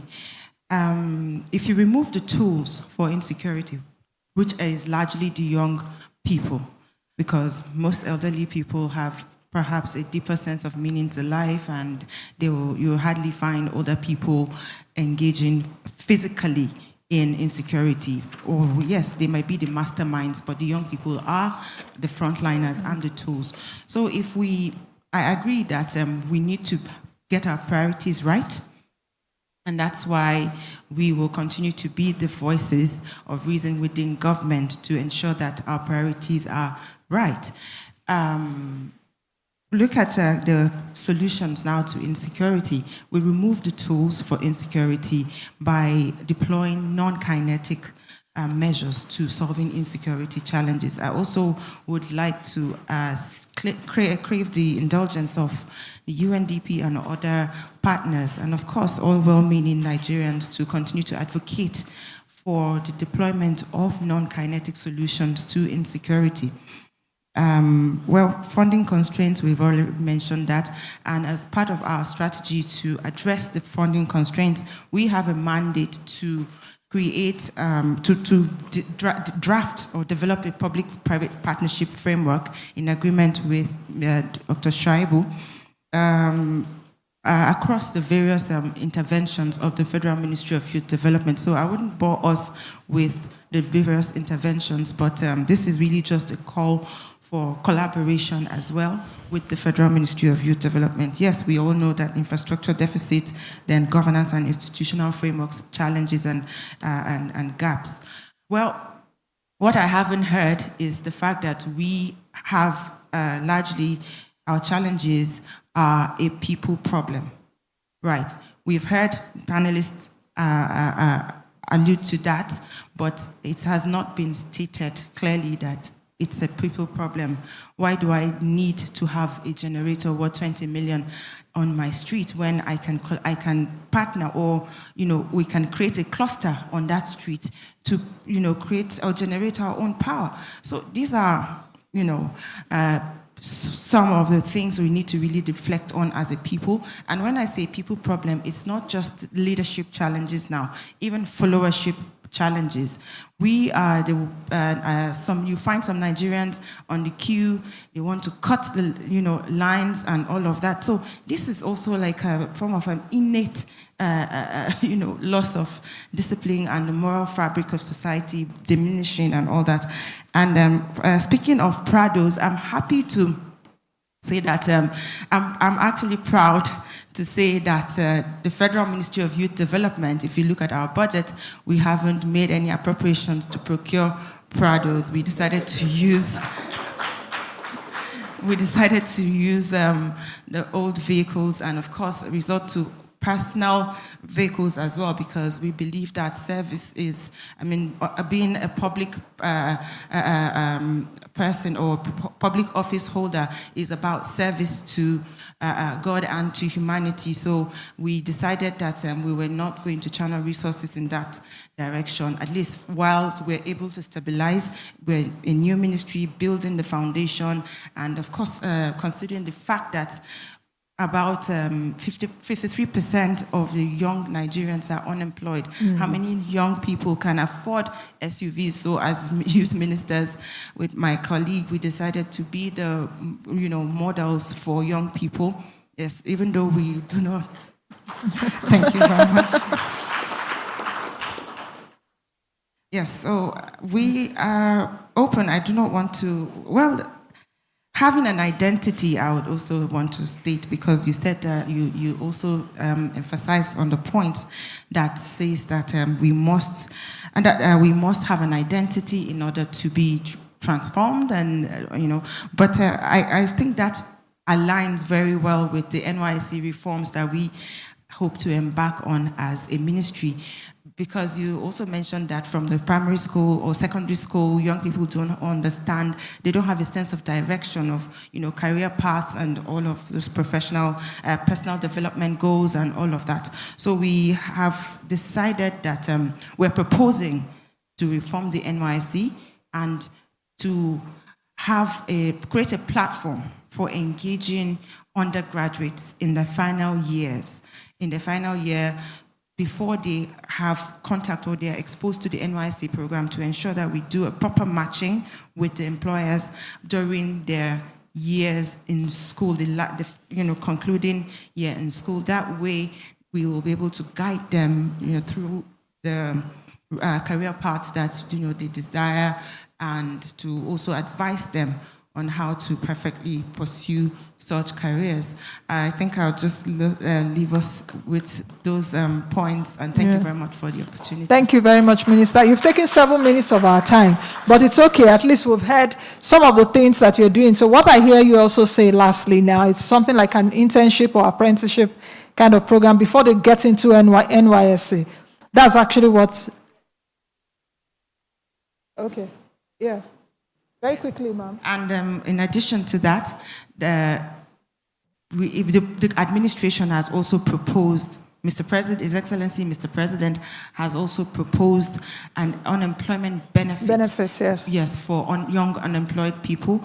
And this also is well aligned with the reform. So our proposal for the NYSC reform now is a 3-year exposure to the scheme. Okay. Yes. But the first 2 years will be compulsory. That will be the final year and the actual youth service year. Then the 3rd year will now be for those who feel that they need to, get more from the scheme, either through experience or before they can get their, feet on their footing and all of that. And the unemployment benefits is aligned because that also creates a funding mechanism. And in addition, a final point, because this is related to UNDP. We are in talks with UNDP to see how we can scale the Jubilee Fellowship Program, and they're giving us a lot of support at the moment, and we hope that we can galvanize even more support. The European Union as well has committed to support us to see how we can scale and align the Jubilee Fellowship Program with some interventions within the ministry, and of course for the program to be even more impactful than it has been in the past. Thank you. Thank you very much, Minister. And I hope that my colleagues are listening, because you're a journalist, Dr. Kitty, so you've heard what she said, and this will actually make news in terms of, yes, exactly, this is actually policy from government. So thank you very much, ma'am, for saying that. So we'll expect that soon. Yes, yes, ma'am. Okay, Thank you so much.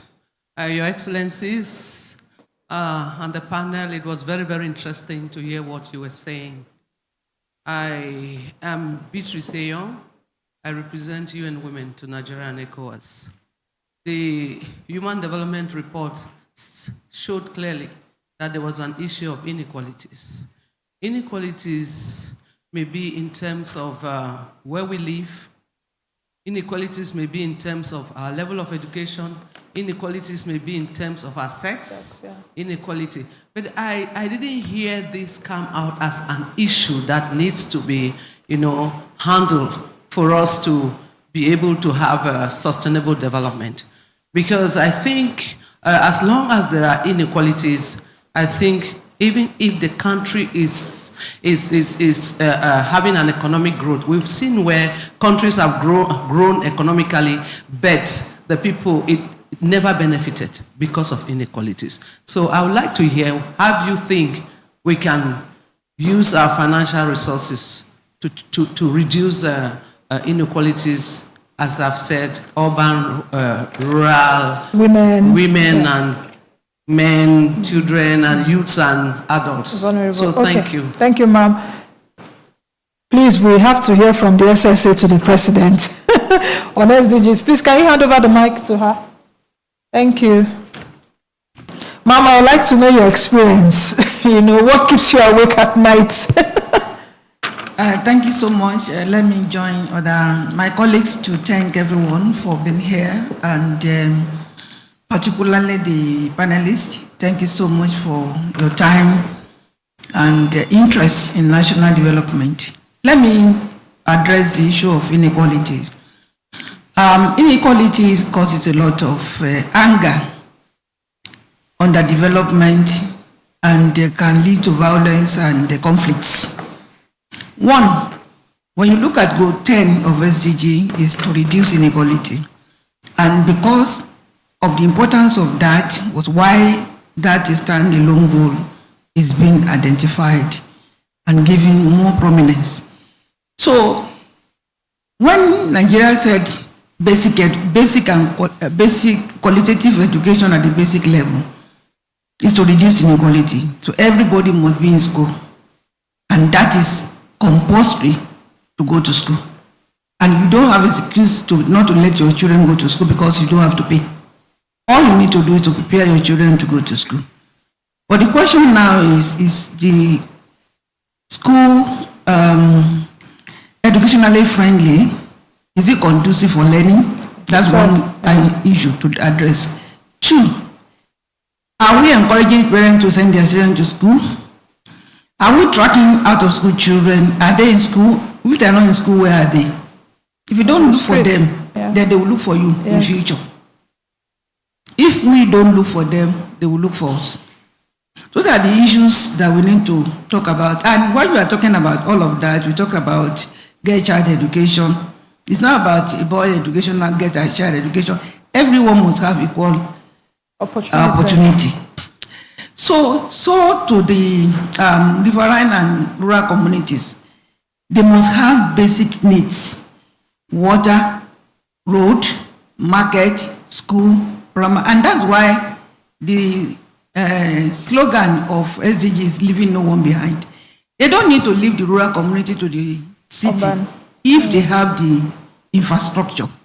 And that is what is needed. If you're able to provide all of that, then you have reduced inequality.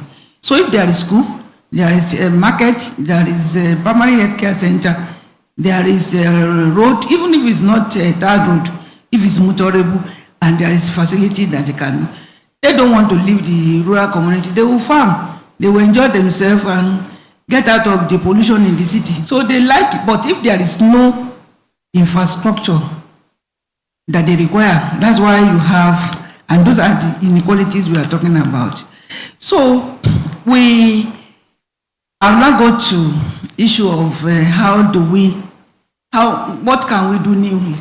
What are the new things that we can do? But I think that SDG, we have explained that it's not a new project, it's not a project that we just say, oh, it's a new development. It's a day-to-day activities, and it's about human development. There's nothing you want that you cannot find in SDGs. So, and these are the things that we are doing over the years, that we claim to be doing over the years. There's the Ministry for Women Affairs that tend to go 5. There's Ministry of Education, go 4. There's Ministry of the Ministry of Health, go 3. All of them are there. Ministry of Works, all of that, and labor and everything you find in SDGs. But what are we doing over the years? And why we sign into it is that we are to measure development so that we can scale up and ensure that our people are benefiting from this. So what we need to do from our office that we have decided to do now, we've done so many things in terms of reviews, framework, action plan, everything has been done, including the integrated national financial framework, which Nigeria became the first country to develop in 2022 and was launched at the margin of the General Assembly. So we've done all the paperwork, all the reviews. We've domesticated and integrated SDG into policy plan and the program of the subnation. But then we know COVID came unannounced and drew us backward globally. Then we have our own peculiar problem of insecurity, banditry, kidnapping, farmers and headers, and all of that. And the worst of it is the resigning of Naira. Before the resigning of Naira, we said we are taking 100 million people out of poverty in 10 years. But unfortunately, our policy reversed that by a redesigning of Naira. So all of that we have seen. So what we are doing now is to roll up our sleeves and see what we can do newly. So we have decided now to go back to the subnational government to localize. We have done a lot, but we need to go back to localize. From the community to the local government to the state. So all these problems emanated from the community, from local government and state. And that's where people are. So the state government and local government must help us. We must be on the same page with them. They must help us. And that's what we decided to do now. Okay. Even if you have the money, I want to agree with my brother, we must spend it wisely. Well. And we must reform all the structures. I agree with him, and I've taken that as one of the issues that we go back with. So we have to reform our structures. The way the structures are not working. So policy reform must be our focus on how we can work effectively and make the subnational government more effective. And that is our next action. Thank you so much. Okay, thank you very much, ma'am. At least what we're getting out of this is also a complete resolve, at least from those in government within the corridors of power, to change things from where they are. Any other comment or question? If not, we'll close the panel now. Oh, okay. There's a lady at the back. She will be the last. Please, your name and what organization you represent.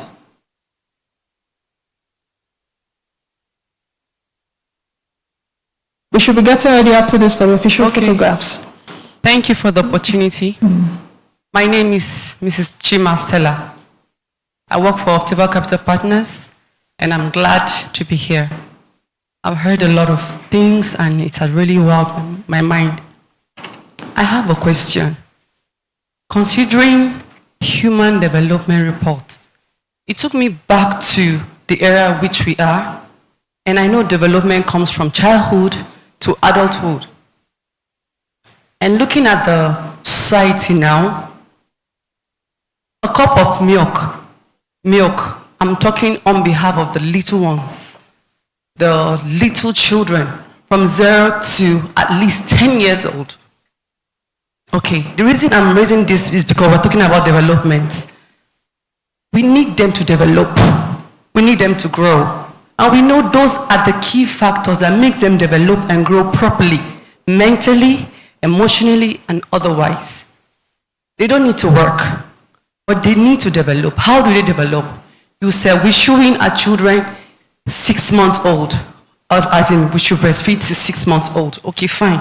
When a mother breastfeeds a child to 6 months old, the child needs milk to develop at least to 5 years. I tell you categorically that a sachet of milk today, not all child in rural area can afford milk. How do they develop? They need egg. They need fish. Those are things that develop their minds, develop their body to give them a better future. I'm speaking this because of those silent voices on the road, in the villages, even in the city. Not every family can drink tea. Talking about development, we shouldn't leave those children behind. I was glad listening to Her Excellency, where she talked about sustainable development, leaving no one behind. Please, we shouldn't leave those kids behind. We shouldn't leave them because they are our future.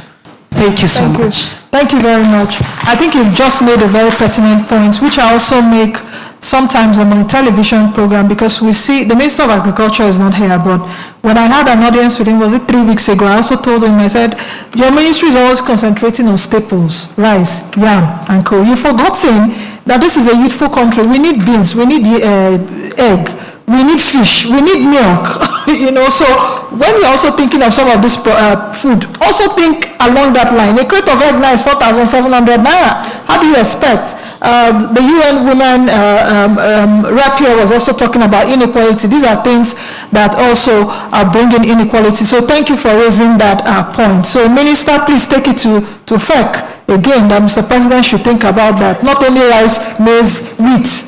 We need beans. We need egg. We need proteinous foods. Thank you very much. All right. Is there any other person that wants to take the question? Please, we just have to go because time. No, we can't take any question. Dr. Ladi, do you want to comment on the issue raised on inequality, or Dr. Kitty? Dr. Ladi, do you want to comment on inequality, the question she asked earlier? Or have you exhausted it? Well, I just want to, I think the princess also She has answered, yes. Answered something, but I want to say that even when I was privileged last year to head the development plan for the last administration. I don't know whether what this administration is doing. One of the things that we have is the inclusiveness. And inclusiveness not only for women, even for people living with disabilities. They have to be included. These are all the kind of inequalities you have. And when you have a plan that is inclusive, then you make sure it goes, beyond everybody. For rural-urban migration, we also have a lot of things on rural development, rather than say agric and rural development, as if all they have to do in their lives is farm. We thought there should be a rural development in terms of that area. So, like she was talking about health, talking about schools, so that even the migration, because these are all part of inequality. When people live in the city, they have all these good things. People live in the rural areas, they don't have. People live with disability, they can't come in here because they are on wheelchair or something. So we have all these plans to be able to look after them. And again, for me, I will always come back to funding, whether they are domestic, whether it is international money that is again and again, the funds must be there, and then there must be value for money in our expenditure. Proper priority, like he has also said. Thank you, ma'am. Okay, so I think that does it, isn't it? Yes, that does it. So thank you very much. Please, a round of applause for our fantastic panelists. Let the applause be very loud.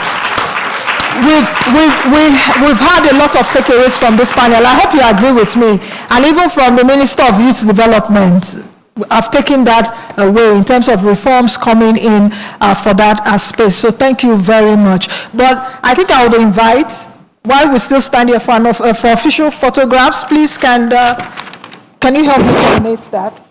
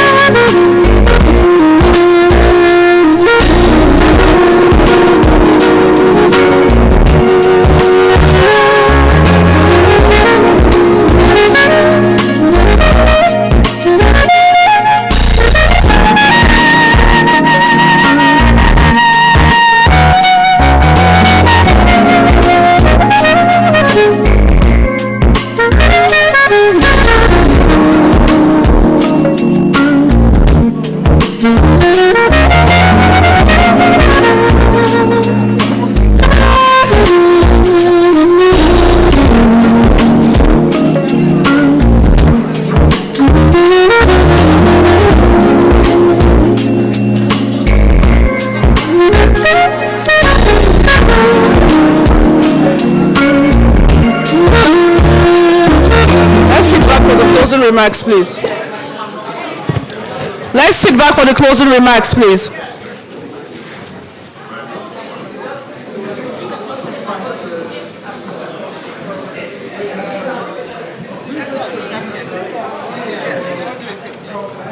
Okay, please, just before we go, let's quickly take the vote of thanks by Mr. Jose Levy, Deputy Resident Representative Programs. The vote of thanks by Mr. Jose Levy. Oh, okay.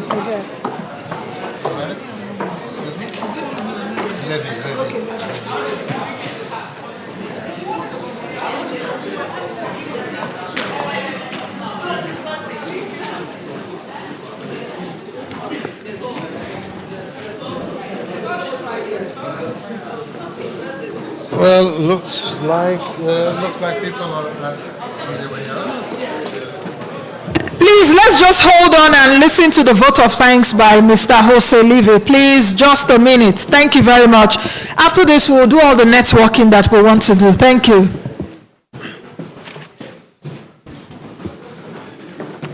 Good afternoon. Thank you so much.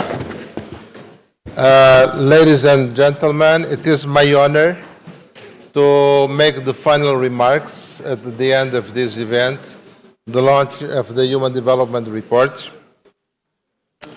Honorable Minister of Youth Development, Dr. Jamila Bio Ibrahim, Senior Special Assistant to the President on the SDGs, Ms. Adejoke Orelope Adefulire,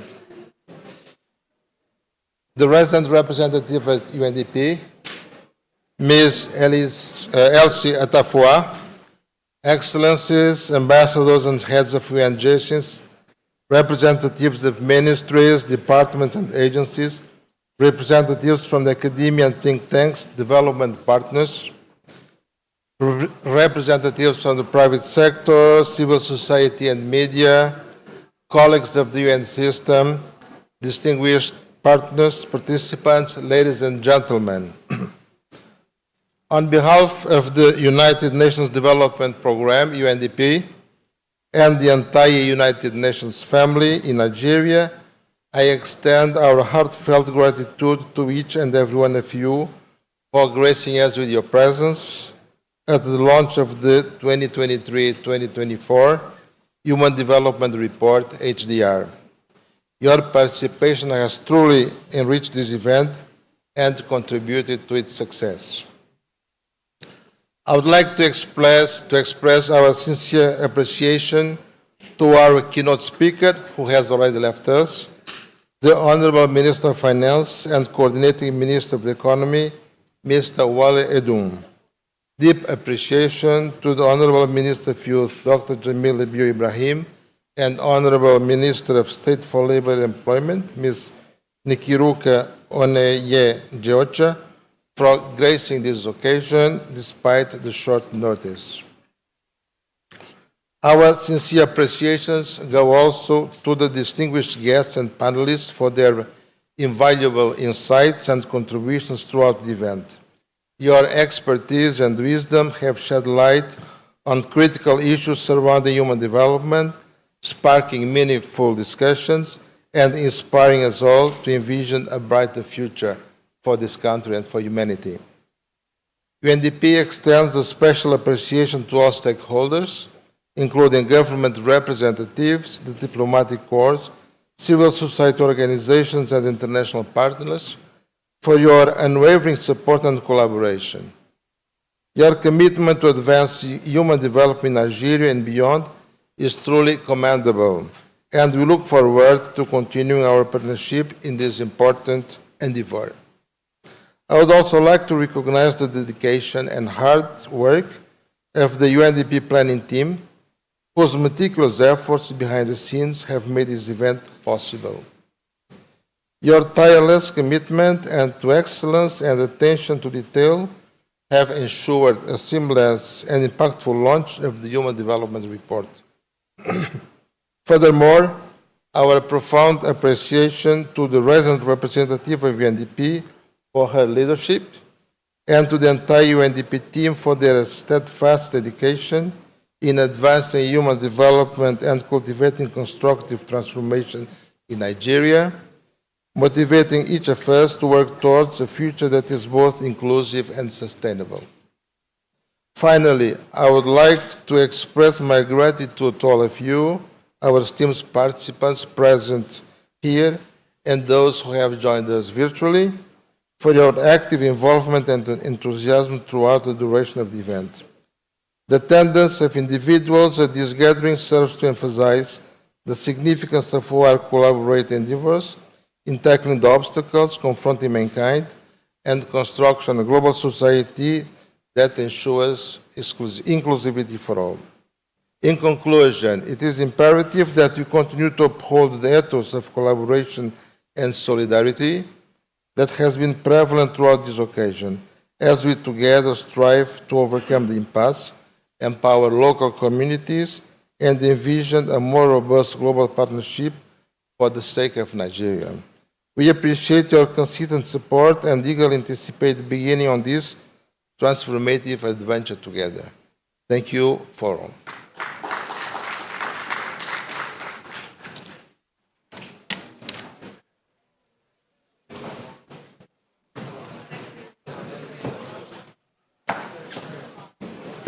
Thank you, everyone, and it's a wrap. Thank you very much. So now the networking can begin, as well as the press engagements. Thank you, and see you all again next time.